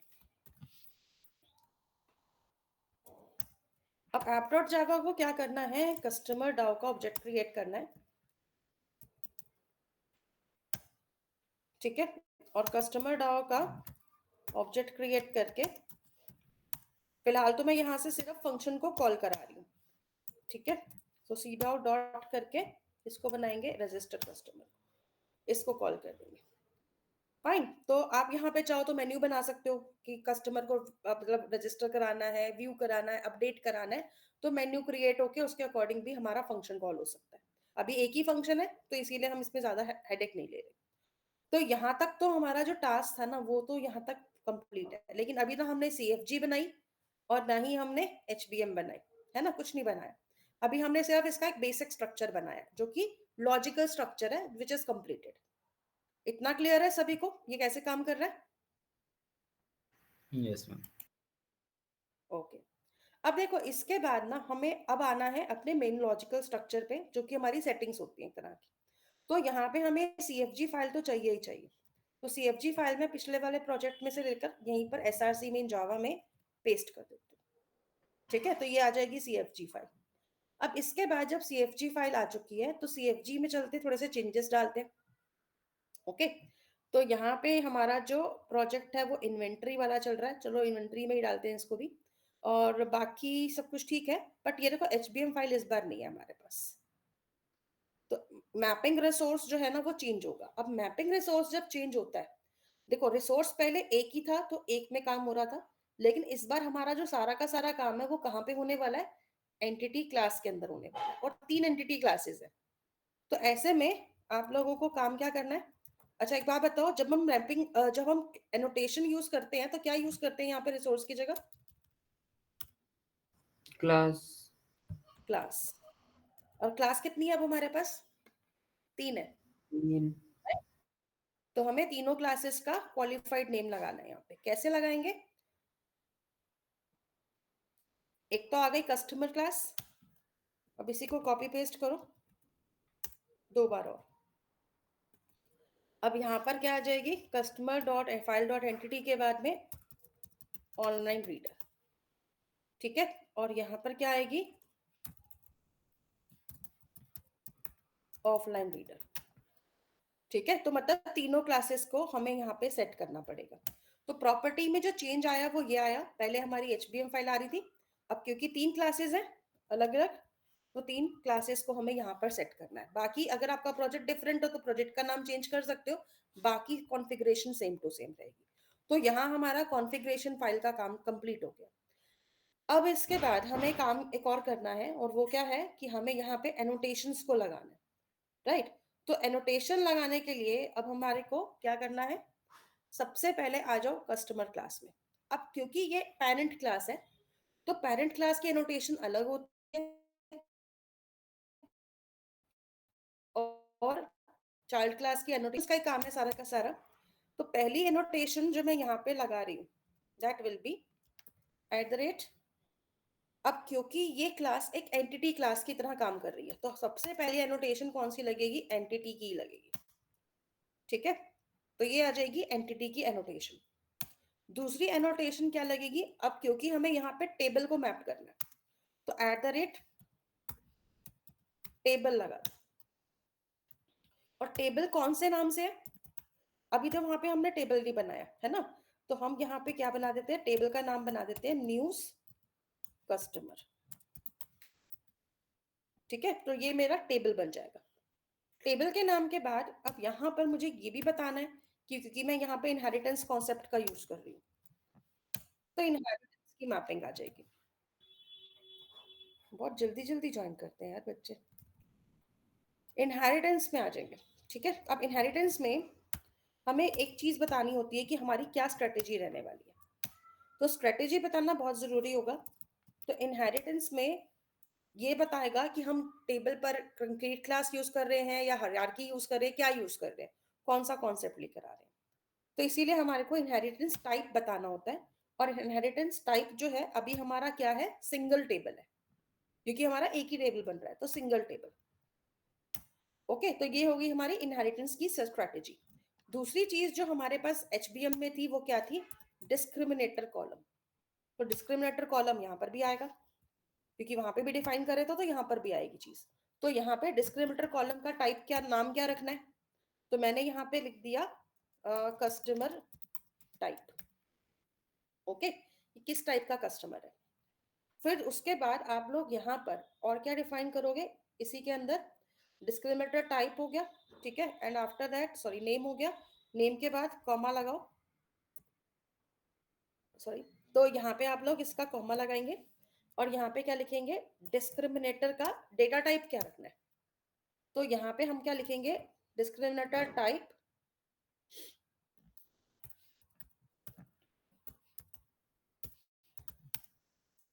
डॉट स्ट्रिंग, की स्ट्रिंग टाइप का है हमारे पास कॉलम जो है, तो ये हो गया उसका डेटा टाइप और वो हो गया उसका नेम। तो इस नाम का हमारा डिस्क्रिमिनेटर कॉलम बन जाएगा वहां पे कस्टमर टाइप का। इसके बाद डिस्क्रिमिनेटर की वैल्यू, क्योंकि इस क्लास की इस क्लास को कौन डिस्क्रिमिनेट करेगा, तो यहाँ पे हम लगा देते हैं डिस्क्रिमिनेटर वैल्यू। ठीक है, और यहाँ पे आएगी वैल्यू। तो वैल्यू में मैंने इसके अंदर क्या लगा दिया, सिंपल। बताओ अगर कोई कस्टमर सिर्फ अपनी डिटेल देना चाहता है, अभी वो डिसाइड नहीं कर रहा है कि वो ऑनलाइन है या ऑफलाइन है, अभी हमने इसका ऑप्शन डाला नहीं है चॉइसेस में, चाहो तो वहां पे वैल्यू डाल के बना सकते हैं इसको। तो सिर्फ कस्टमर क्रिएट होगा, ऑफलाइन ऑनलाइन डिसाइड नहीं होगा अगर हमने ये वाला ऑप्शन यूज किया तो। ठीक है, तो कस्टमर की वैल्यू आ गई। अब क्योंकि हम कंप्लीटली एनोटेशंस में जा रहे हैं तो यहाँ पे ये तो हो गई सारी की सारी इनहेरिटेंस मैपिंग जो अभी हमने लगाई, इनहेरिटेंस से लेकर यहाँ तक। एंटिटी टेबल तो पहले भी आ रहा था, तो ये तीन जो हमारी एनोटेशन है ये एक्स्ट्रा लगेंगी। आफ्टर दैट कस्टमर में अब क्योंकि ये एक आईडी है, ठीक है, क्योंकि ये क्या है, प्राइमरी की फील्ड है, तो कस्टमर आईडी के ऊपर आपकी एनोटेशन लगेगी। अब कस्टमर आईडी जो है वो ऑटो जनरेट कराना है, हमें नहीं इनपुट कराना। तो ऐसे केसेस में आप यहाँ पे एक और ऑप्शन लगाते हो जिसको हम बोलते हैं जनरेटेड। ठीक है, तो यहाँ पर क्या आएगा, जनरेटेड वैल्यू। और जनरेटेड वैल्यू के अंदर आप लोगों को नेक्स्ट क्या लगाना है, इसकी भी स्ट्रेटेजी बतानी है। और स्ट्रेटेजी क्या है, ऑटो इंक्रीमेंट चाहिए, तो जनरेशन टाइप जो है वो क्या रखेंगे, ऑटो रखेंगे। ठीक है, जिससे कि ये ऑटोमेटिक जनरेट होगा। क्लियर है यहाँ पे। अब देखो इसी के साथ साथ मैं चाहती हूं कि जब वहां पे हम जाएं तो वहां पे इस कॉलम का नाम कस्टमर आईडी ना हो, इस कॉलम का नाम मुझे वहां पे कुछ और चाहिए, क्योंकि अभी फिलहाल तो नया ही कॉलम नया ही टेबल बन जाएगा। तो @कॉलम करके मैं यहाँ पे नेम दे देती हूँ और मुझे नेम क्या रखना है वहां पर, CID, मतलब कस्टमर आईडी, या फिर मैं ऐसे देना चाहती हूँ CUS_ID। तो मतलब यहाँ पे फील्ड का नाम है कस्टमर आईडी लेकिन वहां पर होगा CUS ID, तो दोनों नाम डिफरेंट है। ओके, तो ये चीज रहेगी। ऐसे ही यहाँ पर जो मेरा कस्टमर नेम का वेरिएबल है सी नेम, इसका भी मुझे कॉलम नेम अलग ही रखना है। तो मैं यहां पर भी नेम ले लेती हूँ कि कस्टमर अंडरस्कोर नेम, ये वहां पे कॉलम नेम आना चाहिए। चाहे यहां मैं सी नेम यूज कर रही हूँ, वहां पे कस्टमर नेम आना चाहिए। ऐसे ही मैं फोन और प्राइस के लिए भी कर सकती हूँ, अगर चाहिए तो। नहीं चाहिए तो आप इसको ऐसे ही छोड़ दो, यही वाले नाम का कॉलम बन जाएगा। ठीक है, तो इसको इतने पे छोड़ देते हैं। तो ये हमारी फर्स्ट जो पेरेंट क्लास है उसकी एनोटेशन सेट हो गई। ठीक है, अगर आप देखोगे तो यहाँ तक तो हमारी लॉम्बॉक वाली थी। ये जो दो एनोटेशंस हैं, ये तो हमारी एनोटेशंस लगती है जब हम एचटीएमएल फाइल नहीं लगाते। और ये जो तीन एनोटेशंस दिख रही हैं, ये एनोटेशंस किसके लिए आ रही हैं? इनहेरिटेंस मैपिंग के लिए आ रही है। ठीक है, तो ये चीज ध्यान में रखनी है। तो यहाँ पर हमारी एनोटेशन वाली क्लास सेटिंग जो थी पेरेंट क्लास में तो हो चुकी है। ठीक है, अभी हम इसको लेकर आते हैं किसमें? हमारी चाइल्ड क्लासेस के अंदर। तो ऑफलाइन रीडर में आते हैं। ऑफलाइन रीडर में भी अगेन दो एंटिटीज तो लगेंगी ही लगेंगी, राइट? तो हम क्या करते हैं, यहाँ पर चलते हैं एंटिटी वाली एनोटेशन यहां पर लगेगी, टेबल वाली नहीं लगेगी, क्योंकि टेबल एक ही बन रहा है तीनों के लिए। इसलिए आप सिर्फ एंटिटी वाली लगाओगे चाइल्ड क्लास में। ठीक है, और यहाँ पे आप क्या लगाओगे? डिस्क्रिमिनेटर वैल्यू लगाओगे। ठीक है, तो डिस्क्रिमिनेटर वैल्यू लगानी है। कॉलम तो ऑलरेडी बन चुका है पहले ही, तो यहाँ पर नहीं बनेगा, डिस्क्रिमिनेटर वैल्यू आएगी। और वैल्यू क्या रहेगी इसकी, वो हम यहाँ पे डिफाइन कर लेते हैं। तो यहाँ पे मैंने क्या लिख दिया? डिस्क्रिमिनेटर क्या है? Offline user.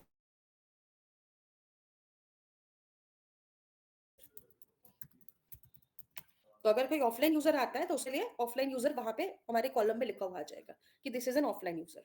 आफ्टर दैट अगर आपको इसके अंदर कॉलम लगाना है, क्योंकि देखो प्राइमरी कॉल जो हमारी प्राइमरी की है वो तो कस्टमर आईडी पेरेंट क्लास में बनी चुकी है।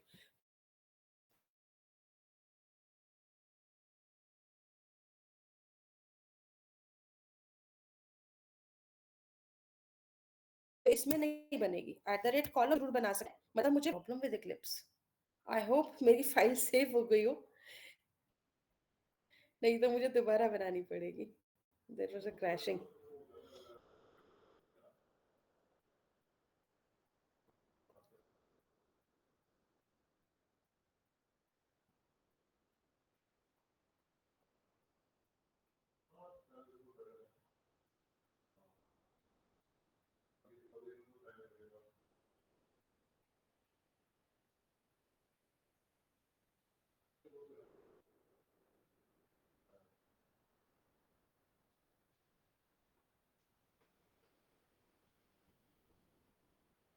ओके, लिखते हैं कहाँ पे मेरा डेटा लॉस हुआ।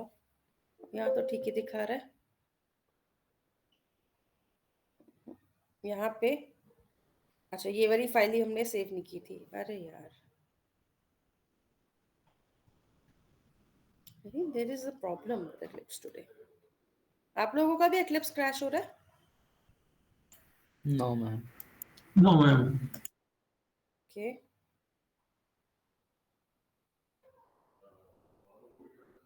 मैम एक्चुअली उसमें इतना डेटा ही नहीं होता है कि क्रैश।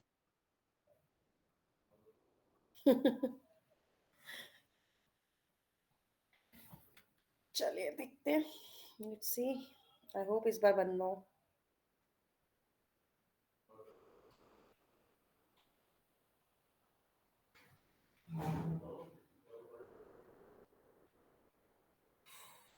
चलिए देखते हैं। तो यहाँ पे हमारी दो ऑप्शंस लगी थी।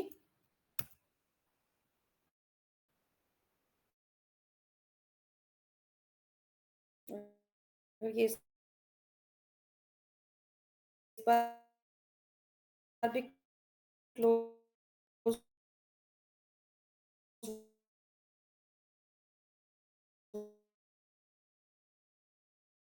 हुआ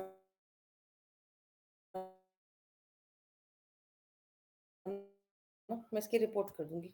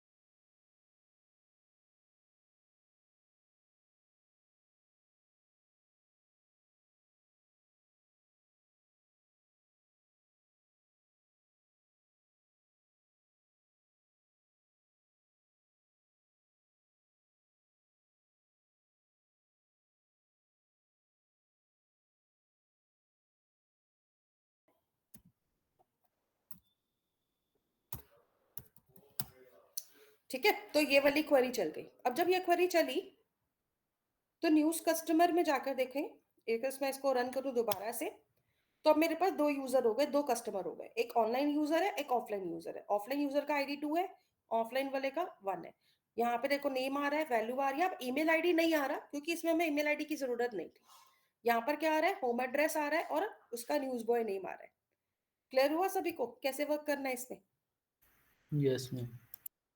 ठीक है, तो ये हमारा एनोटेशन बेस्ड प्रोग्राम था। अब एक काम करते हैं बिफोर आई गो फॉरवर्ड, लेकिन मैं इसके साथ साथ एक और ऑप्शन कराना चाहती हूँ, इसलिए मैं कहूंगी कि थोड़ा सा जल्दी जल्दी करना। ठीक है, आपको मैं 15-20 मिनट दूंगी ये वाला प्रोजेक्ट सेट करने के लिए, क्योंकि आपको बस क्या करना है ना, अब आपको स्ट्रक्चर सारा समझ में आ चुका है, बस आपको उसके अंदर वैल्यूज को डालना है। ठीक है, तो एक बार इसको फटाफट से बनाओ, एक मेवन प्रोजेक्ट, इसको मैं आपको शेयर कर देती हूँ। Okay ma'am. So just quickly create this project first. After that, we will go for the next option as well.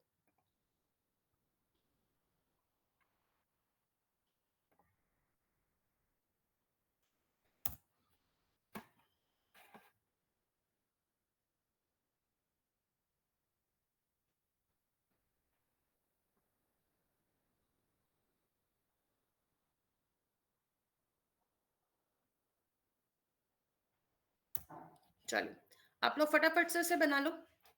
20 minutes का टाइम दे रही हूँ, I will be back after that.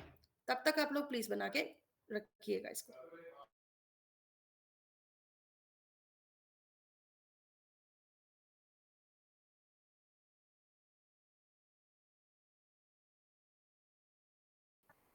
Hello everyone there? Yes ma'am, कर रहे हैं ma'am. अभी कर रहे हैं? ओके, तो एक काम कर सकते हैं, आप लोग इसको, उन्होंने बना लिया ठीक है, जिसका नहीं बना है आप लोग बाद में बना लेंगे। Yes ma'am. Okay ma'am. Okay ma'am.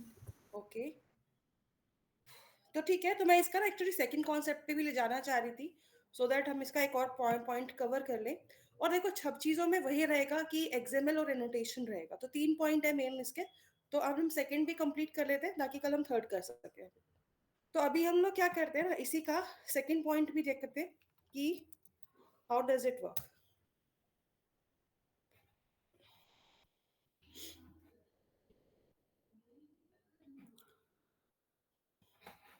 तो सी, अभी हम यहाँ पर अभी तक हम बात कर रहे थे, ठीक है, जो टॉपिक हमारा चल रहा था वो क्या था, टेबल पर हिरार्की, राइट। तो टेबल पर हिरार्की के अकॉर्डिंग हमने अभी तक ये देखा कि कैसे हम लोग एक मल्टीपल क्लासेस के साथ एक टेबल बना रहे हैं। लेकिन ये सिनेरियो हर जगह नहीं चलता है, वो भी हम देख चुके हैं, राइट। तो ऐसे केसेस में हमें नेक्स्ट क्या मिलता है, टेबल पर कॉन्क्रीट क्लास मिलता है। अब इसके नाम से क्या क्लियर हो रहा है सबको? यस? मैम हर एक क्लास के लिए अलग अलग टेबल क्रिएट कर रहे हैं। Yes, so there will be a different. Ma'am actually आपकी स्क्रीन नहीं शेयर है। Screen not showing, ma'am. Okay, okay, let me share.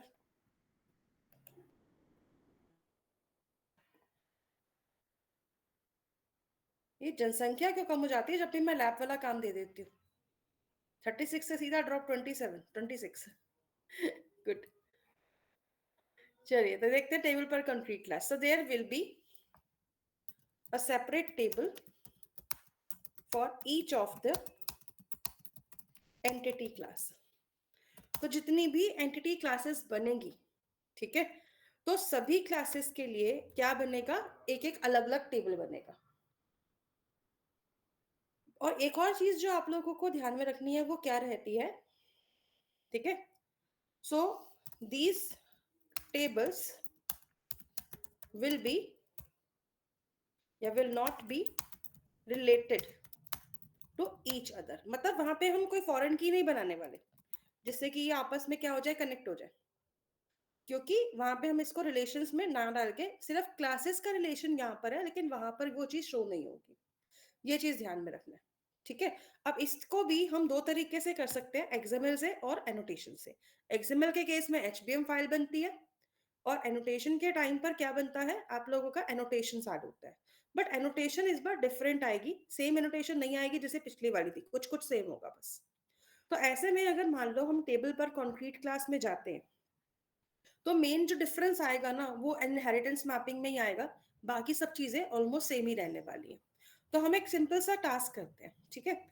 हमारे पास ये पूरा का पूरा प्रोजेक्ट पड़ा हुआ है, तो मैं अगर मान लो इसी प्रोजेक्ट को कॉपी करके पेस्ट कर दूं डिफरेंट नाम से, ठीक है, या सेव एज कर दूं, तो काम मेरा इजी हो जाएगा ना। तो हम क्या करते हैं,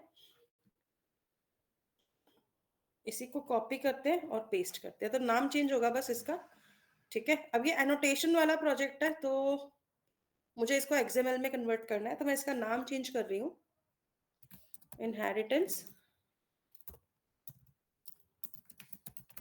मैपिंग, और इसका नाम हम रख देते हैं, अब ये क्या है, वो था टेबल पर हिरार्की, तो ये है टेबल पर कंक्रीट क्लास, तो इसका नाम रख देते हैं टीपीसी, टेबल पर कंक्रीट एक्सएमएल, ठीक है। तो मैं इस प्रोजेक्ट की एक कॉपी क्रिएट कर रही हूँ,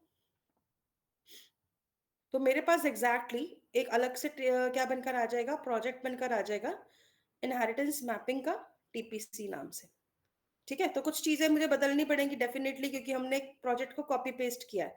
तो देखो कॉपी पेस्ट करने में ना एक नुकसान होता है, और कई बार वो दिखेगा भी आपको होता हुआ, कि पॉम डॉट एक्सएमएल कई बार अपडेट नहीं होती है, ठीक है। तो अगर ये चीज होती है फिर तुम कॉपी मत करना, ठीक है। देखो अब यहाँ पर क्या दिखा रहा है, वो अभी भी नेम जो है पॉम डॉट एक्सएमएल में HBM annotations डेमो दिखा रहा है, राइट।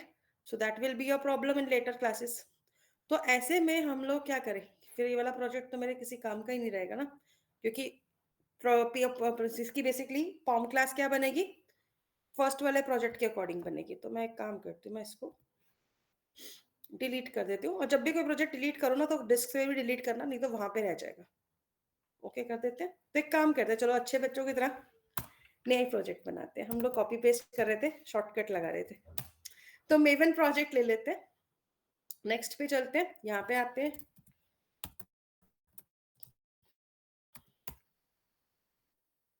apache.maven.archetypes दे देते हैं।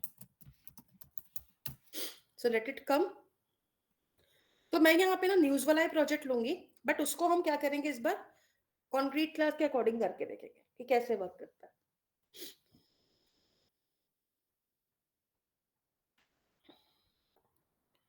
तो इसको भी मैं क्विक स्टार्ट में ले रही हूँ। नेक्स्ट करते हैं,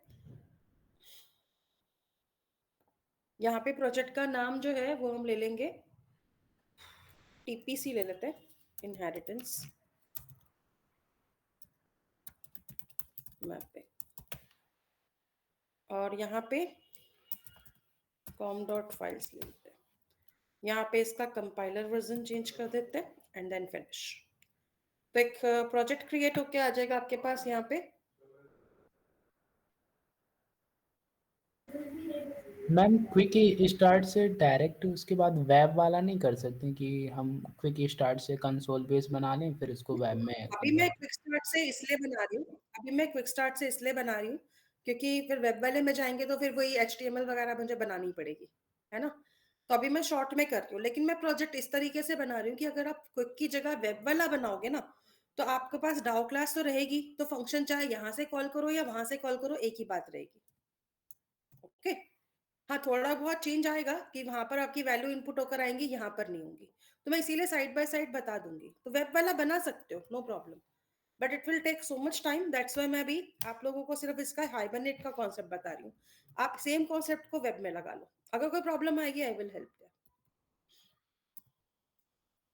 चलिए, तो फिलहाल अभी हम क्या करते हैं, अपने प्रोजेक्ट में आते हैं।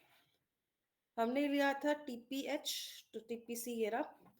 इन क्लासेस को फिलहाल के लिए क्लोज करते हैं, एक एक करके बाद में देखेंगे जिसकी जरूरत पड़ेगी।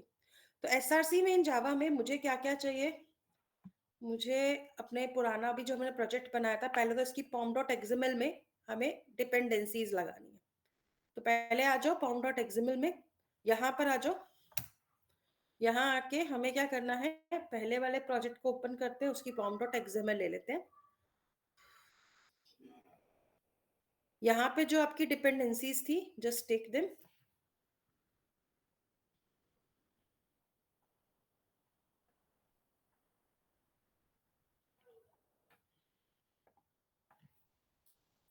And paste it here. तो हाइबरनेट कोर वाली डिपेंडेंसी आ गई और बाकी भी आ गई, लॉम्बॉक वाली नहीं आई।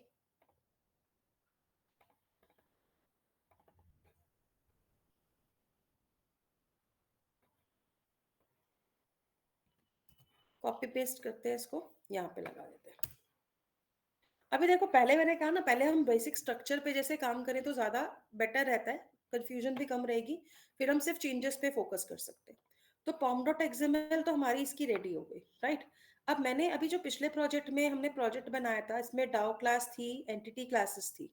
तो मैं क्या कर रही हूँ, वही न्यूज वाला एग्जाम्पल ले रही हूँ, मैं दोनों के दोनों पैकेजेस को कॉपी कर रही हूँ और इसे यहाँ पर ऐड कर रही हूँ। तो दोनों पैकेजेस यहाँ पर भी आ गए, डाउ वाला भी आ गया, एंटिटी वाला भी आ गया। साथ के साथ में जो CFG फाइल हमने बनाई थी वो भी मैं यहाँ पे SRC में जावा में पेस्ट कर देती हूँ। तो सारी की सारी स्ट्रक्चर आपकी आ चुकी है, ठीक है। कस्टमर डाउ भी आ गई, जिसके अंदर हमने क्या बनाया था, यहाँ पर हमारा सारा मेथड्स वेथड्स बना हुआ है, सब कुछ है। और एंटिटी क्लासेस भी आ गई, जिसके अंदर हमने एनोटेशंस लगाई थी। लेकिन इस बार हम एनोटेशन से काम नहीं चलाने वाले, इस बार हम HBM से कर रहे हैं, मतलब XML से कर रहे हैं, ठीक है। तो हमें क्या करना है, यहाँ पर इनहेरिटेंस मैपिंग तो करनी है, बट XML से करनी है। तो XML में क्या चेंजेस लाने हैं वो चेक कर लेते हैं, कैसे वर्क करना है, ठीक है। अच्छा, मैं एक काम करूंगी ना, इसके अंदर मैं XML एनोटेशन दोनों ही बताऊंगी आपको कैसे वर्क करानी है, ठीक है। सो जस्ट गिव मी, यहाँ पर हम क्या करते हैं, एक बार हम work करते हैं, जो मुझे सिखाना भी था आप लोगों को, और बना देते हैं, ठीक है। तो com.files. करके यहाँ पे हम लोग क्या बनाएंगे, रिसोर्स करके बना देते हैं। रिसोर्स के अंदर क्या रहेगा ना, आपका जो रिसोर्स रहेगा, इसको मैं रिसोर्स XML वाला,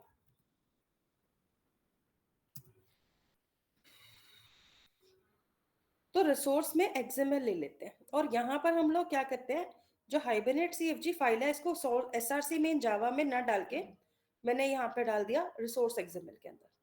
तो हाइबरनेट CFG यहाँ पर आ गई। अब ऐसा अगर कभी करोगे ना, तो ऐसे में आप लोगों को डाउ क्लास में थोड़ा सा चेंज लाना पड़ेगा। कैसे, देखो यहाँ पे जब आप लोग क्या देते हो, अपनी ही क्लास का नाम देते हो, तो कॉन्फ़िगर के टाइम पे, ठीक है, कॉन्फ़िगर के टाइम पर आपको उसका पाथ देना पड़ेगा, क्योंकि अब हमने उसको डिफरेंट स्ट्रक्चर में डाल दिया।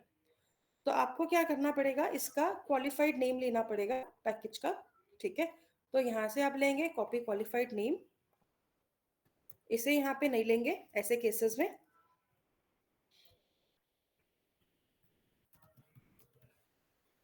अब देखो, यहां से हम लेंगे ना तो ये पूरा ही लेता है, तो हमें पूरा नहीं चाहिए, हमें वहां से चाहिए जहां से हमारी पैकेज है, बाकी का आप लोग नहीं लेंगे। तो हमारे पास आ रहा है com/file/resourceful रिसोर्स XML, ठीक है, और hibernate.cfg.xml। तो ये चीज आपकी आ जाएगी इस तरीके से, ठीक है। तो आपको अगर कभी भी किसी पर्टिकुलर पैकेज में लेके बनाना है तो आप ऐसे ही बनाओगे, ठीक है। तो ये चीज आपको यहाँ पर सेट करनी है। तो एक छोटा सा चेंज ये आएगा कि अगर इसको पैकेज में लिया तो।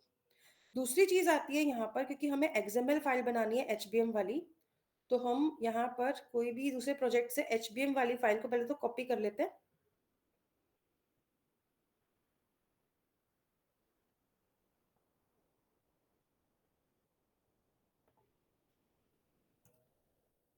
ठीक है।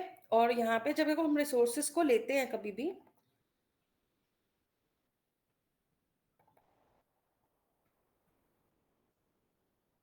तो आपको इस तरीके से पाथ तो देना ही है। अब से मैंने यहाँ पे सिर्फ रिसोर्सेस से लिया हुआ है, क्योंकि बाकी पाथ्स अगर सेम हो तो सिर्फ आप इस तरह से भी ले सकते हो। तो एक काम करते हैं, com.files तो कॉमन ही है ना सब में, हाँ तो ठीक है, रिसोर्सेस उठाते हैं, बेटर वही रहेगा। तो आप इस तरीके से इसको ले लीजिएगा। अब यहाँ पर आप लोगों को नेक्स्ट टास्क ये करना है कि इसके अंदर हमें HBM फाइल चाहिए थी, तो मैं इसकी HBM फाइल कॉपी कर रही हूँ और अपने इस वाले प्रोजेक्ट में ले आती हूँ। अब HBM फाइल जब आप लोगे तो HBM फाइल का नाम सबसे पहले मुझे बदलना था। तो HBM फाइल का नाम जो है वो स्टूडेंट ना लेकर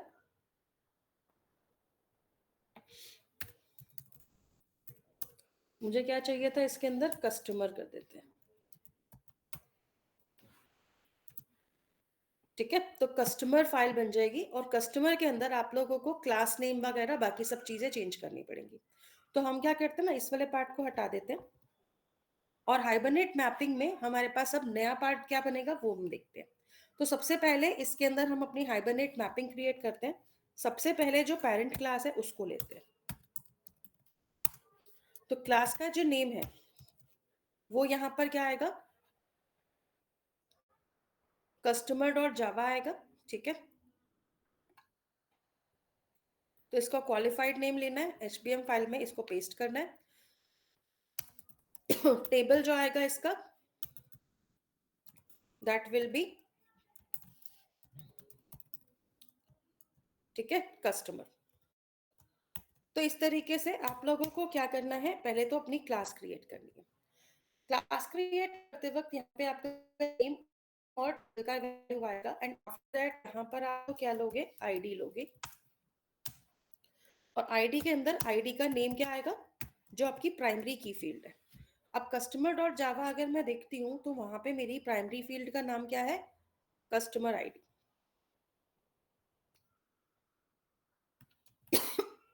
सॉरी, तो कस्टमर आईडी आ जाएगा एंड आफ्टर दैट इसके कॉलम का नाम मुझे अगर कुछ और रखना है तो मैं चेंज कर सकती हूँ, अदरवाइज इसको ऐसे का ऐसे ही रहने देते हैं। अब आईडी तो ले लिया, आईडी के अंदर हमारी एक और वैल्यू आएगी,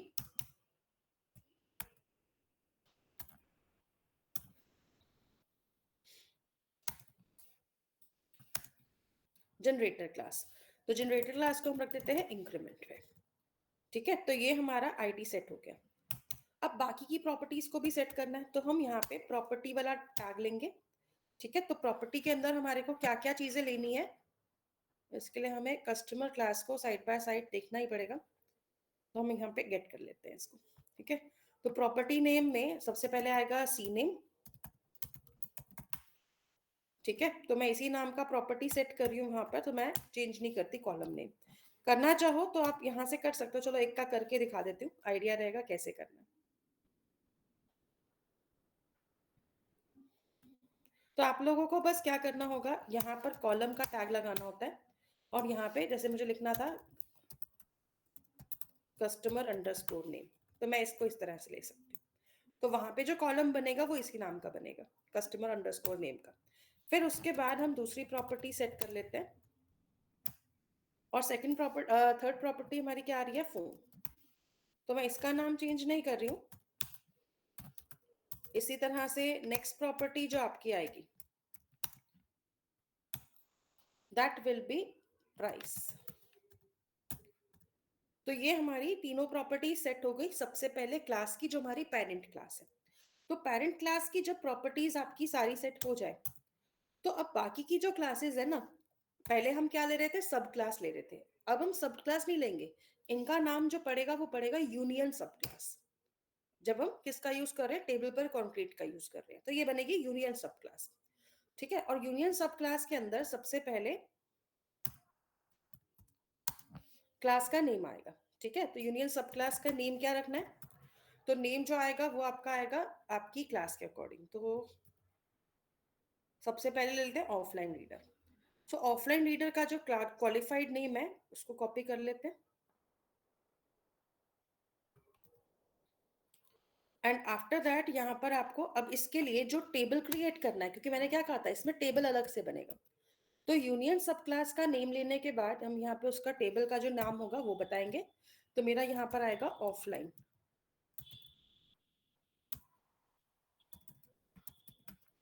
यूजर। ठीक है, तो ये मेरा टेबल बन जाएगा। अब ऑफलाइन यूजर का टेबल तो आ गया, अब इसी के अंदर हमारी जो प्रॉपर्टी सेट होगी तो वो क्या सेट होगी, तो प्रॉपर्टी नेम में अगर मैं यहाँ पर ऑफलाइन रीडर वाली क्लास को भी ओपन करती हूँ। ठीक है, तो इसकी प्रॉपर्टीज देख लेते हैं। तो अब इसमें अलग से वैल्यूज क्या थी, एक तो एड्रेस था, ठीक है, एड्रेस था, और दूसरी चीज क्या थी हमारी,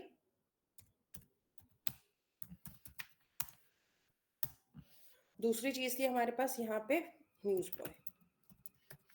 तो ये हमारे पास वैल्यूज आ जाएंगी। तो ये हमारी यूनियन सब क्लास जो पहली वाली बनी है उसकी वैल्यूज आ गई। सेम वे में हमें अपनी दूसरी यूनियन सब क्लास को भी ऑप्शन देना है। तो दूसरी वाली जो यूनियन सब क्लास है उसका भी हम सेम वे में नाम डिफाइन करेंगे सबसे पहले। तो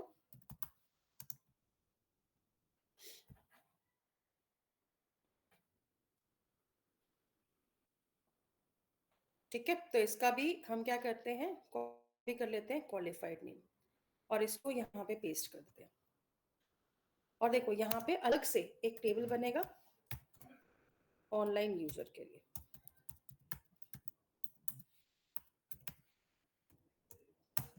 ठीक है, और यहाँ पे अब इसके पास क्योंकि हमने एक ही वेरिएबल बनाया था तो फिर एक ही प्रॉपर्टी डिफाइन करते हैं, ईमेल आईडी। ठीक है, तो ये चीज हमारी यहाँ पर आ जाएगी। तो एक प्रॉपर्टी थी विच हैव सेटेड है। तो अब आपकी जब क्लास क्रिएट हो जाती है तो आपका तीनों क्लासेस का जो टास्क था वो तो कंप्लीट हो गया यहाँ पर। तो ये आपकी HBM फाइल रहेगी in case you are using table पर कंप्लीट क्लास का ऑप्शन। ये समझ में आ रहा है कैसे वर्क कर रहा है? यस मैम यहाँ पर बेसिकली हम यूनियन सब क्लास का यूज कर रहे हैं और हर एक क्लास के लिए टेबल मतलब क्रिएट कर रहे हैं, बस इतना डिफरेंस है। अभी देखो एक और चीज भी दिखेगी कि जो आपकी प्रॉपर्टी थी ना जनरेटर वाली कस्टमर आईडी, उसका भी वैल्यू आपको दिखेगा। तो मैं अभी दिखाऊंगी इसको वर्क करके, जब रन करेंगे then I will show you the difference. ठीक है, अब क्योंकि हम लोग यहाँ पर HBM फाइल का यूज कर रहे हैं तो हमें एंटिटी क्लास की मतलब यहाँ पे जरूरत नहीं पड़ेगी।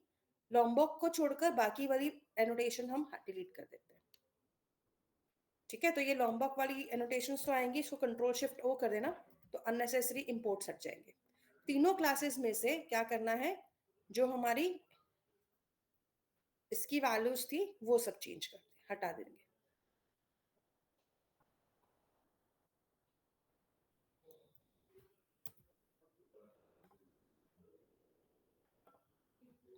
तो एक्स्ट्रा एनोटेशंस हटा देते हैं और साथ के साथ इनके एक्स्ट्रा इंपोर्ट्स भी हटा देते हैं।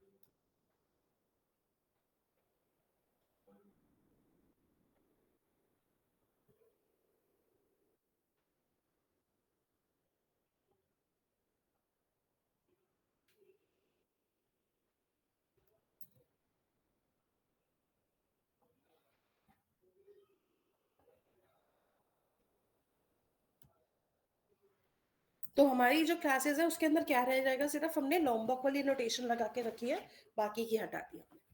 तो तीनों क्लासेस में हमें सेम ही काम करना है अगर हम XML से कर रहे हैं। ठीक है, तो ये हमारी क्लासेस सेट हो चुकी है। अब जब आपकी क्लासेस भी सेट हो गई, HBM फाइल भी सेट हो गई, और HBM फाइल के साथ साथ हमने CFG फाइल जो क्रिएट की थी यहाँ पे, इसमें भी चेंजेस डाल देते हैं। तो जो हमारी CFG फाइल बनी है यहाँ पर है, इसमें आते हैं। अब क्योंकि मैं यहाँ पर अगेन क्या यूज कर रही हूँ, XML फाइल यूज कर रही हूँ, तो क्लास की तो जरूरत नहीं है ना। तो अभी हम लोग क्या करेंगे, यहाँ पर लेंगे मैपिंग रिसोर्स, और रिसोर्स में हम लोग ले लेते हैं फाइल क्या थी हमारे पास। अब देखो अब एक और चीज है यहाँ पर, क्योंकि मैंने यहाँ पे अपनी क्लास एक पैकेज में ली है, राइट, मतलब अलग से फोल्डर बना के लिया, तो मैं डायरेक्ट उसका एड्रेस नहीं ले सकती। तो मुझे यहाँ पर उसको कैसे लेना है, देखिए जैसे कि मैंने एक बार यहाँ पे भी पुराने एग्जाम्पल में भी डाल रखा है। तो ऐसे में आप उसका पूरा पाथ लोगे जो भी उसका सब पैकेज होगा, क्योंकि देखो जो कॉमन पैकेज होता है ना, अगर हम देखें तो कॉमन पैकेज कौन है, com.files, क्योंकि com.files में ही सब कुछ बना हुआ है, राइट। तो रिसोर्स XML अलग से है, तो बस हमें यहाँ से इसका पाथ लेना होगा। तो एक सिंपल सा काम करना है, कस्टमर HBM को राइट क्लिक करो, कॉपी क्वालिफाइड नेम कर लो, और जब आप लोग यहाँ पर क्या बनाएंगे, इसकी CFG फाइल बनाओगे, तो CFG फाइल में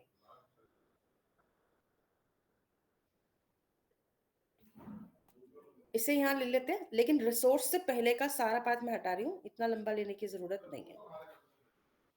सिर्फ रिसोर्स XML/customer.hbm.xml आ जाएगा। तो ये आपका इसका पाथ आ गया। ठीक है, तो ये CFG फाइल भी हमारी सेट हो चुकी है। अगर मुझे यहाँ पर प्रोजेक्ट का नाम या कुछ चेंज करना है, that I can change also. ठीक है, जो डेटाबेस का नाम वगैरह है, बाकी सब तो सेम टू सेम है। तो ये हमारी एंटिटी क्लासेस सेट हो गई, CFG फाइल भी सेट हो गई, और अब हमारे पास क्या आ रहा है, यहाँ पर कस्टमर डॉट और कस्टमर HBM भी सेट हो चुकी है। ठीक है, तो ये बाकी सारी वैल्यूज हमारी सेट है। अब इसी की ऐप डॉट जावा देखते हैं। अच्छा, ऐप डॉट जावा तो हमने सिर्फ कॉल करवाई थी, कस्टमर डाउ देखते हैं। तो यहाँ पे मैंने थोड़े चेंजेस तो पहले से ही कर दिए थे, ठीक है। बाकी रजिस्टर कस्टमर का ऑप्शन तो यहाँ यूज हो ही रहा है ऑनलाइन ऑफलाइन के लिए, तो वो चीज भी आ जाएगी। अच्छा, एक और काम करते हैं यहाँ पर। अगर मान लो मुझे सिंपल एक यूजर को भी अगर रजिस्टर कराना है तो मैं उसका भी ऑप्शन लगा ही देती हूँ।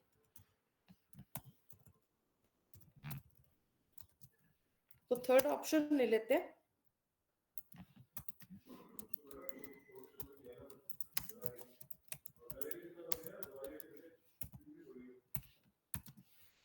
ठीक है, तो हम सिर्फ कस्टमर को रजिस्टर करना चाहते हैं। सो इन दैट केस हमें क्या करना होगा, यहाँ पर हम एक और लगा देते हैं। अगर चॉइस की वैल्यू इज इक्वल्स टू क्या आई, 3i।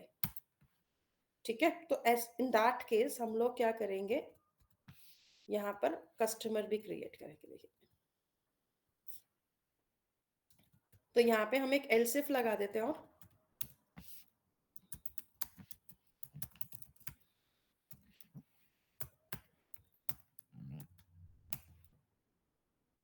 और यहाँ पे हम क्या करते हैं, कस्टमर का ऑब्जेक्ट तो हम बनाएंगे ही बनाएंगे, लेकिन बाकी की वैल्यूज भी गेट करेंगे। तो ये वाला जो पार्ट है, मतलब ये कह लो कि एड्रेस और न्यूज बॉय को छोड़कर जो पहले वाला पार्ट था प्राइस तक का, that part I will take. और इसके अलावा यहाँ पर हम लोग क्या करेंगे, कस्टमर का ऑब्जेक्ट क्रिएट करेंगे।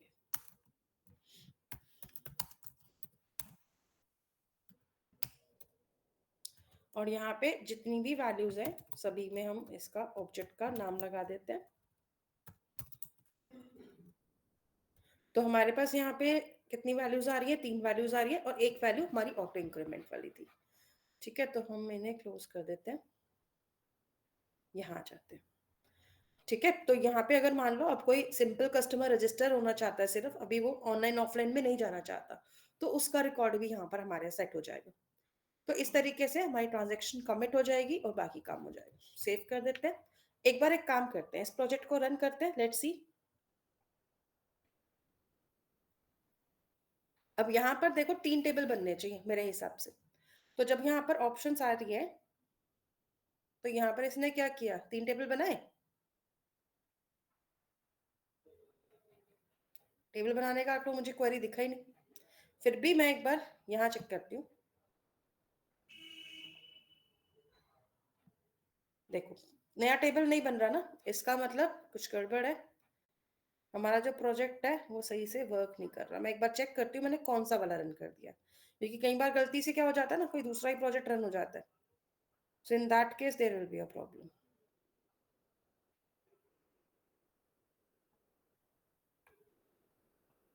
Okay, actually app dot Java मैंने ओपन नहीं किया था, इसी वजह से उसने पिछले प्रोजेक्ट को रन किया था। ओके, यहाँ पर भी हमें कोड चेंज करना पड़ेगा, या फिर एक सिंपल सा काम करते हैं, इस फाइल को डिलीट करते हैं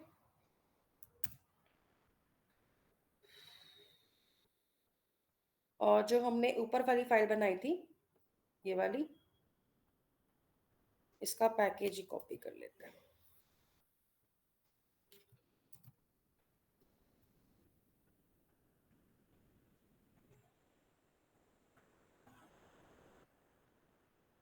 फाइल्स चेक कर लेते हैं, सब ठीक जा रही है, पता चले कुछ गड़बड़ हो गया। तो चॉइस नंबर 1 2 3 सब ठीक है, फाइल्स नाउ रन। तो अगर मान लो अभी मैं इसको रन करती हूँ, देखो रन करते ही एरर आ गया, which I was expecting earlier actually. तो ये एक्सेप्शन क्या आया है, सबसे पहले तो इसको चेक कर लेते हैं। क्या एक्सेप्शन, देखो, internal unit configuration exception could not locate cfg.xml resource. अब देखो मैंने क्या किया था, अभी यहाँ पर अपना एक पैकेज बनाया था और पैकेज में मैंने cfg फाइल रखी थी। अब क्योंकि मैंने पैकेज में cfg फाइल रखी है, सो ऐसे केसेस में प्रॉब्लम क्या आती है कि ये इसकी जब पाथ को ढूंढेगा तो थोड़ी बहुत प्रॉब्लम क्रिएट कर सकता है। ठीक है, तो ऐसे में हमें काम क्या करना होता है कि यहाँ पर जब आपके पास वैल्यू रहती है तो इसका हम पाथ को सेट करेंगे यहाँ पर ठीक से।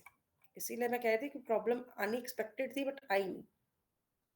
अब यहाँ पर मैंने रिसोर्स एक्सएमएल दिया था, ठीक है, और इसके बाद यहाँ पे लिया था, लेकिन बट जावा में हम जो पाथ देते हैं वो ऐसे देते हैं, ठीक है। तो डबल स्लैश करके देते हैं। अभी इसको रन करते हैं एक बार फिर से।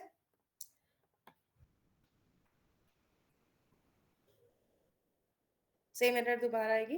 देखो अभी वो क्या कह रहा है, कुड नॉट लोकेट cfg.xml, तो वो cfg को यहाँ पर लोकेट नहीं कर पा रहा है, तो दैट इज द इशू। तो यहाँ पर इस इशू को रिजॉल्व करने के लिए वापस आते हैं, इस पे क्लिक करते हैं, प्रोजेक्ट एक्सप्लोरर में आ जाओ। देखो कभी भी अगर आप लोग इस टाइप से फाइल्स लोगे ना, थोड़ी बहुत दिक्कतें शुरू शुरू में तो आएंगी, जब फर्स्ट टाइम रोज करोगे बाद में नहीं आएंगी। तो अब देखो यहाँ पर हमने जब कॉन्फ़िगर किया तो हमने लिया रिसोर्स एक्सएमएल, ठीक है, और उसके बाद hibernate.cfg.xml। अब फाइल तो यहाँ पर है, पर ये इसको लोकेट नहीं कर पा रहा, कहाँ पर, अपने पाथ के अंदर। तो ऐसे में चलो मैं एक काम करके देखती हूँ।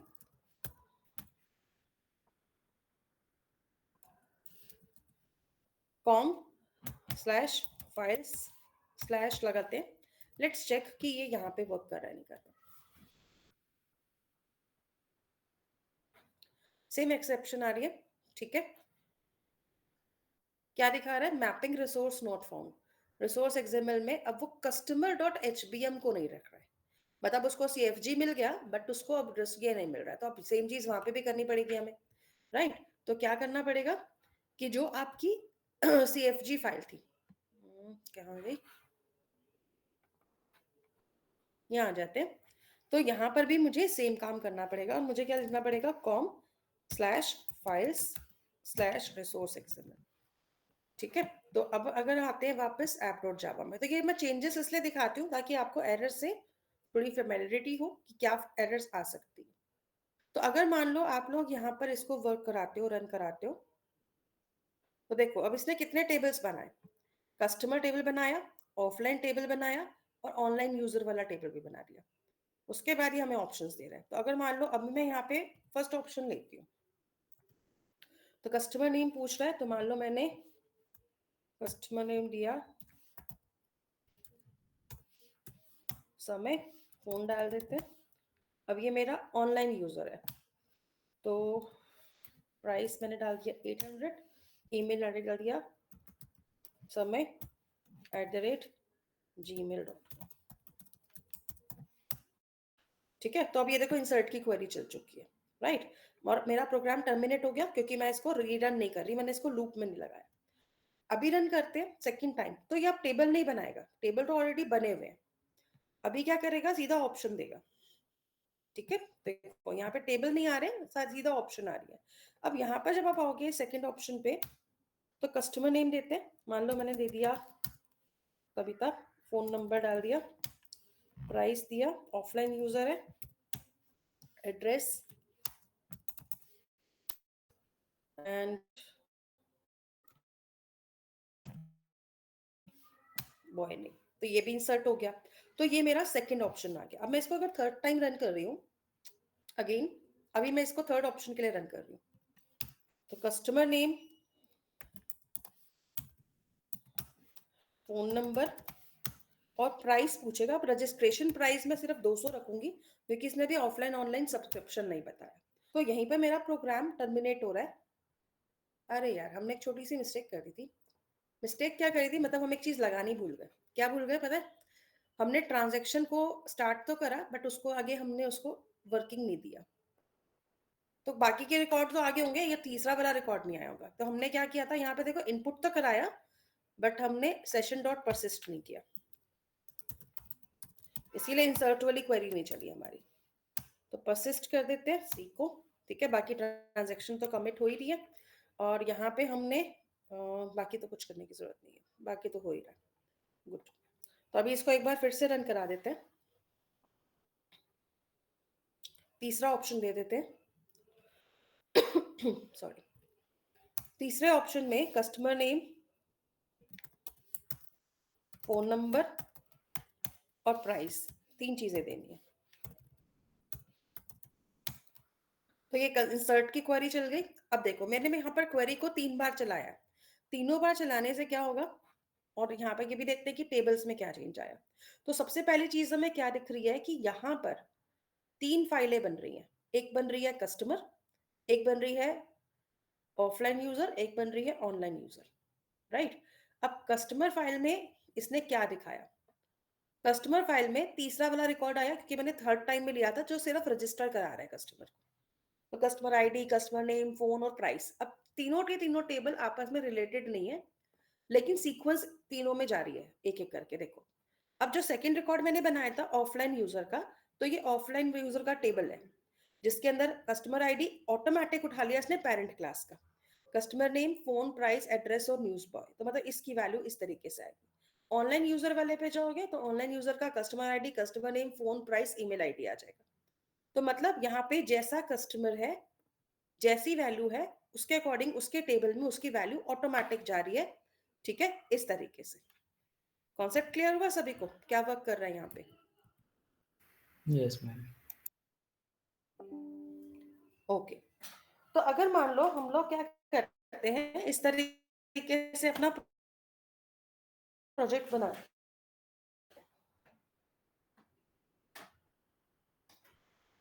तो अगर आपको टेबल अलग अलग चाहिए तो इन दैट केस आप लोग क्या करेंगे, यहाँ पे आप लोग इस कॉन्सेप्ट को ले सकते हो।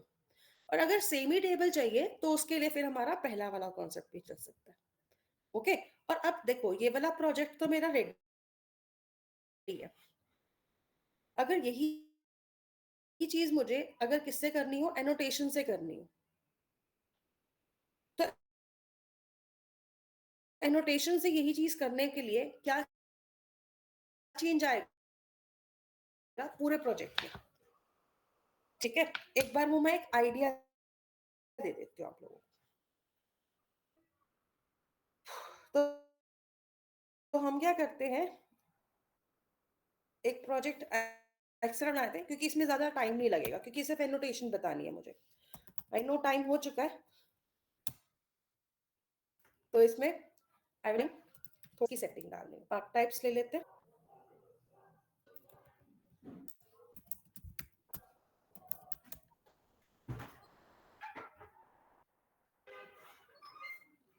पुराने कैटलॉग को दिखा रहा है।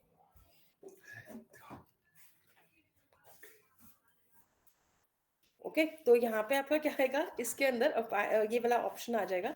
इसकी वैल्यू को हम यहाँ पर, क्योंकि ये अपडेटेड वर्जन अभी इसका नहीं उठा पा रहा है, मे बी मेरा नेट का प्रॉब्लम आ रहा होगा थोड़ा बहुत, तो अभी मैं इसको ऑल कैटलॉग में या इंटरनल से भी उठा सकती हूँ, क्योंकि क्विक स्टार्ट कहीं से भी ले सकते हो। नेक्स्ट ले लेते हैं, ठीक है। और यहाँ पे आते हैं, और यहाँ पे क्या लेंगे, इसमें हम इनहेरिटेंस मैपिंग, ठीक है। और ये क्या था, टीपीसी एनोटेट। और यहाँ पे पैकेज नेम डाल देते हैं com.files का, तो प्रोजेक्ट बनकर आ जाएगा।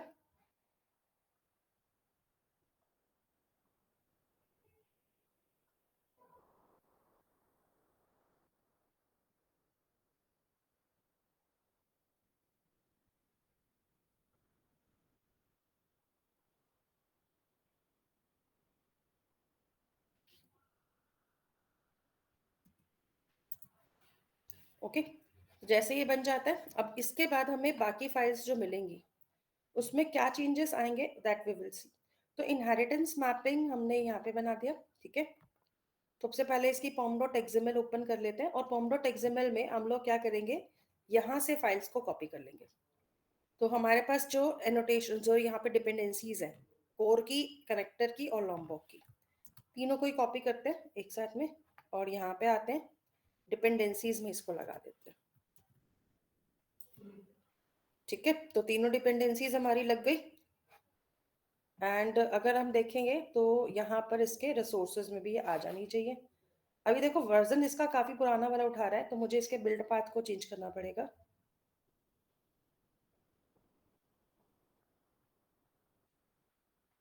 एंड आफ्टर दैट यहाँ पर आ जाते हैं एसआरसी मेन जावा में। इसकी एग्जिस्टिंग फाइल में डिलीट कर रही हूँ com.files, ठीक है। और हम क्या करने वाले हैं अभी, तीनों की तीनों पैकेज फाइल्स को रिसोर्सेज के साथ में कॉपी करो और इस वाले प्रोजेक्ट में ले आओ, इनहेरिटेंस मैपिंग वाले में। तो ये सारी की सारी ऑप्शंस आ गई, ठीक है। अब बस हमें करना क्या है, हमारे पास सारी फाइल्स अवेलेबल है, just we need to add the annotations. तो यहाँ पे हम HPM फाइल को हटा देंगे, app.java तो ऐसे कैसे काम करेगी, डाओ क्लास में भी कोई चेंजेस नहीं आएंगे, यहाँ पर भी वैसे का वैसे ही काम करेगा। एंटिटी क्लासेस जो है हमारी, ठीक है, जैसे कस्टमर डॉट जावा है, तो कस्टमर डॉट जावा में हमें बस क्या करनी है, एनोटेशन लगानी है। और इस बार जो एनोटेशन लगेगी वो कॉन्क्रीट क्लास के अकॉर्डिंग लगेगी। तो कैसी वैल्यू आएगी वो चेक कर लेते हैं। तो सबसे पहले हमारी जो क्लास की एनोटेशन है, जैसे कि @entity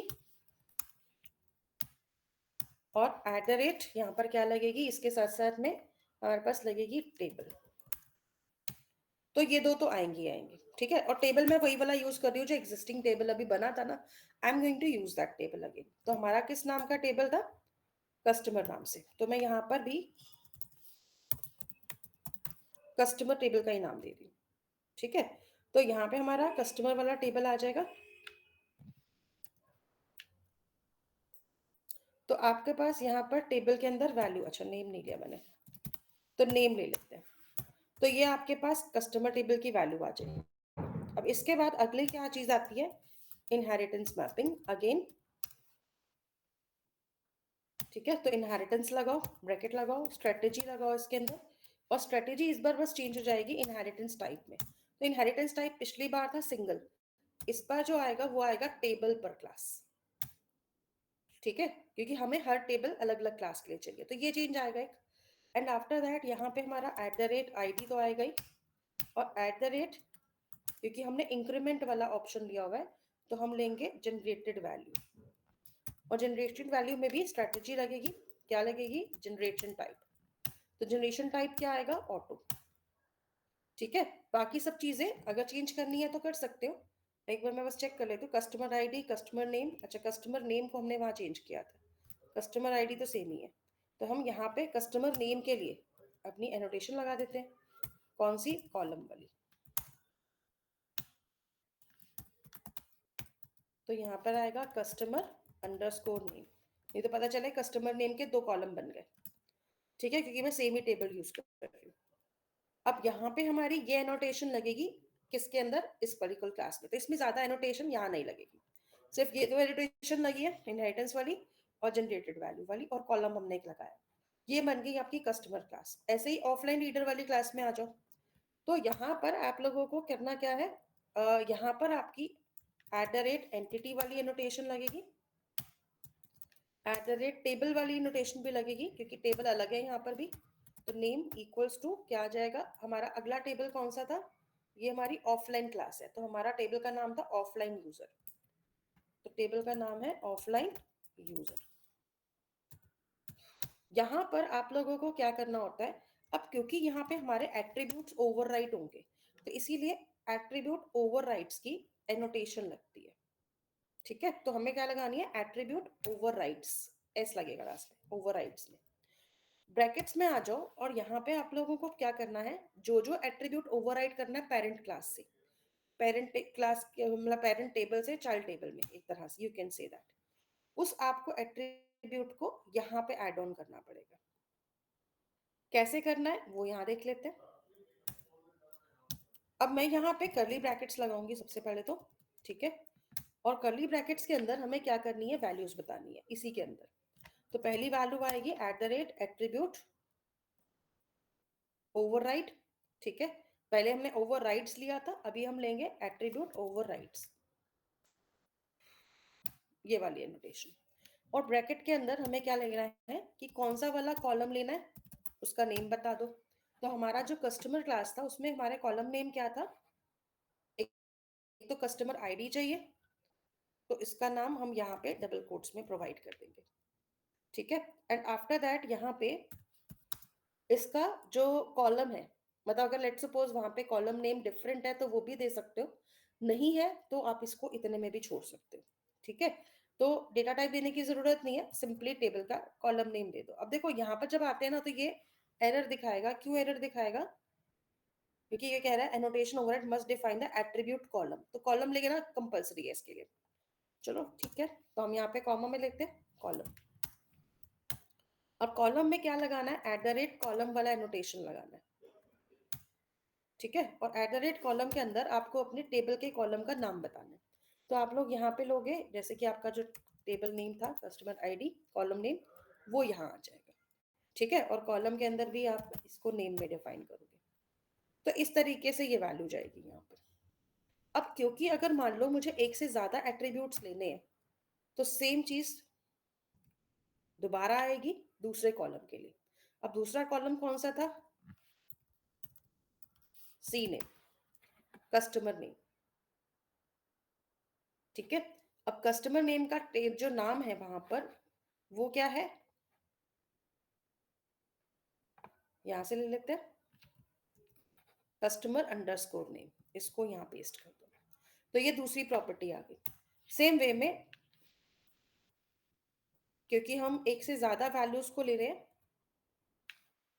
तो यहाँ पे आपके जितने भी एट्रीब्यूट्स ओवरराइट हो रहे हैं सभी के नाम आएंगे।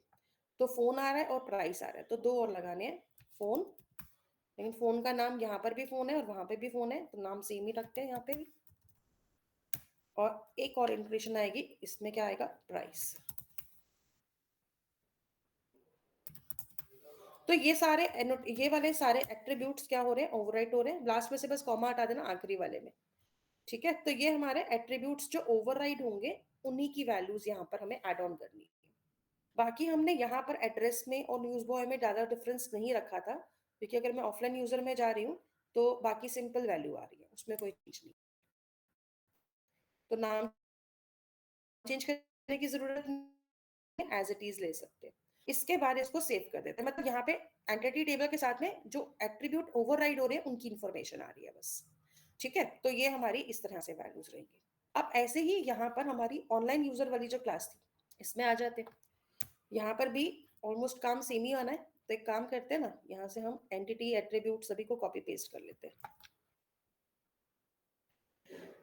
तो यहाँ पे जो टेबल का नाम है वो है ऑनलाइन यूजर, ठीक है। और एट्रीब्यूट्स जो ओवरराइड हो रहे हैं, यहाँ पर भी सेम ही एट्रीब्यूट ओवरराइड हो रहे हैं, तो उसमें भी चेंज करने की जरूरत नहीं है।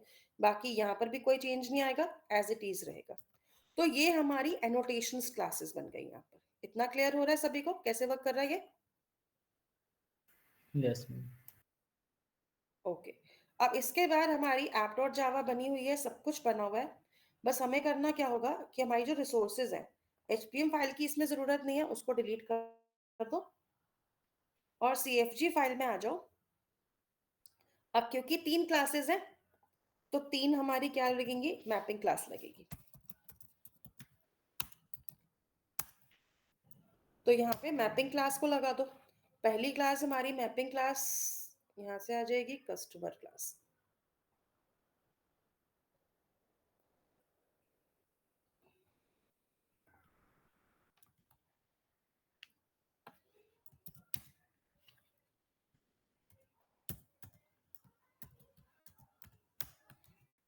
दूसरी क्लास आपकी आ जाएगी ऑनलाइन रीडर, और तीसरी क्लास आ जाएगी ऑफलाइन रीडर, ठीक है। तो ये हमारी 3 क्लासेस बन गई। तो यहाँ पर भी सेटिंग हो चुकी है, ठीक है। और डाओ क्लास में तो हमें कुछ चेंज करना नहीं है, वहां पे तो सेम टू सेम ही रहेगा, हाइबरनेट CFG आएगी और बाकी सब आएगा। और ऐप डॉट जावा में भी कोई चेंज नहीं है। तो मेन चेंज जो आया वो हमारे कहाँ आया, एंटिटी क्लासेस में आया और CFG फाइल में आया। अदर देन दैट हमें और कोई वैल्यू चेंज नहीं करनी। अब इसके बाद अगर मैं प्रोग्राम को फिर से रन करती हूँ, तो यहाँ पे अब देखो नया टेबल नहीं बना, क्योंकि मैंने इसमें क्या किया, वैल्यूज को उसी के अकॉर्डिंग वर्क कराया। But for the sake of things, तो एक बार हम यहाँ पे चेक कर लेते हैं कि जो मेरा ये ऑफलाइन यूजर था इसमें कुछ नया तो नहीं आ गया, क्योंकि टेबल का जितना सेटिंग था वो हो चुका, ठीक है। तो सेम कॉलम नेम आ रहे हैं अभी भी। यहाँ पर चेक करते हैं ऑनलाइन यूजर को भी, तो उसमें भी सेम ही चीजें आ रही हैं, राइट। और अगर मैं कस्टमर टेबल को चेक करती हूँ तो उसमें भी सेम ही चीजें हैं, राइट। तो अभी हम यहाँ पे रिकॉर्ड इंटर करवा के देखते हैं। जैसे मैंने 1 नंबर रिकॉर्ड लिया, ठीक है, ऑनलाइन यूजर के लिए, तो कस्टमर नेम पूछ रहा है, तो हम यहाँ पे दे देते हैं name phone number, price, email ID.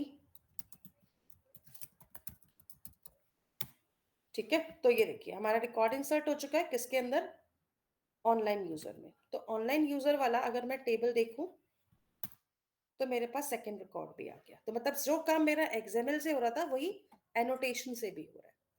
Clear हुआ यहाँ तक सभी को कैसे वर्क करना है इसमें? Yes ma'am. ठीक है, तो आपको क्या करना है, ऐसे ही आप दोनों को यूज करके देखोगे तो ये वाला प्रोजेक्ट और इससे पहले वाला दोनों प्रोजेक्ट में शेयर कर दूंगी आप लोगों को, तो इसको प्रैक्टिस कर लीजिएगा। तो कल जो है हम इसका थर्ड टाइप भी ट्राई करके देखेंगे। ओके, चलिए, thank you for the class. I think आज बहुत लंबा खींच दिया मैंने क्लास को आपकी। मैम मेंबर भी कम और हो गई। नो हाँ, प्रॉब्लम। मैं भी संख्या कम हो गई हमारी क्लास की, 22 स्टूडेंट बच गए बस। बाकी सबका वो कल पता चलेगा प्रॉब्लम क्या होगा। ओके, चलिए, bye bye everyone, good night. Thank you ma'am. Thank you, ma'am. Ma'am Good night, ma'am. Night. Good night, ma'am.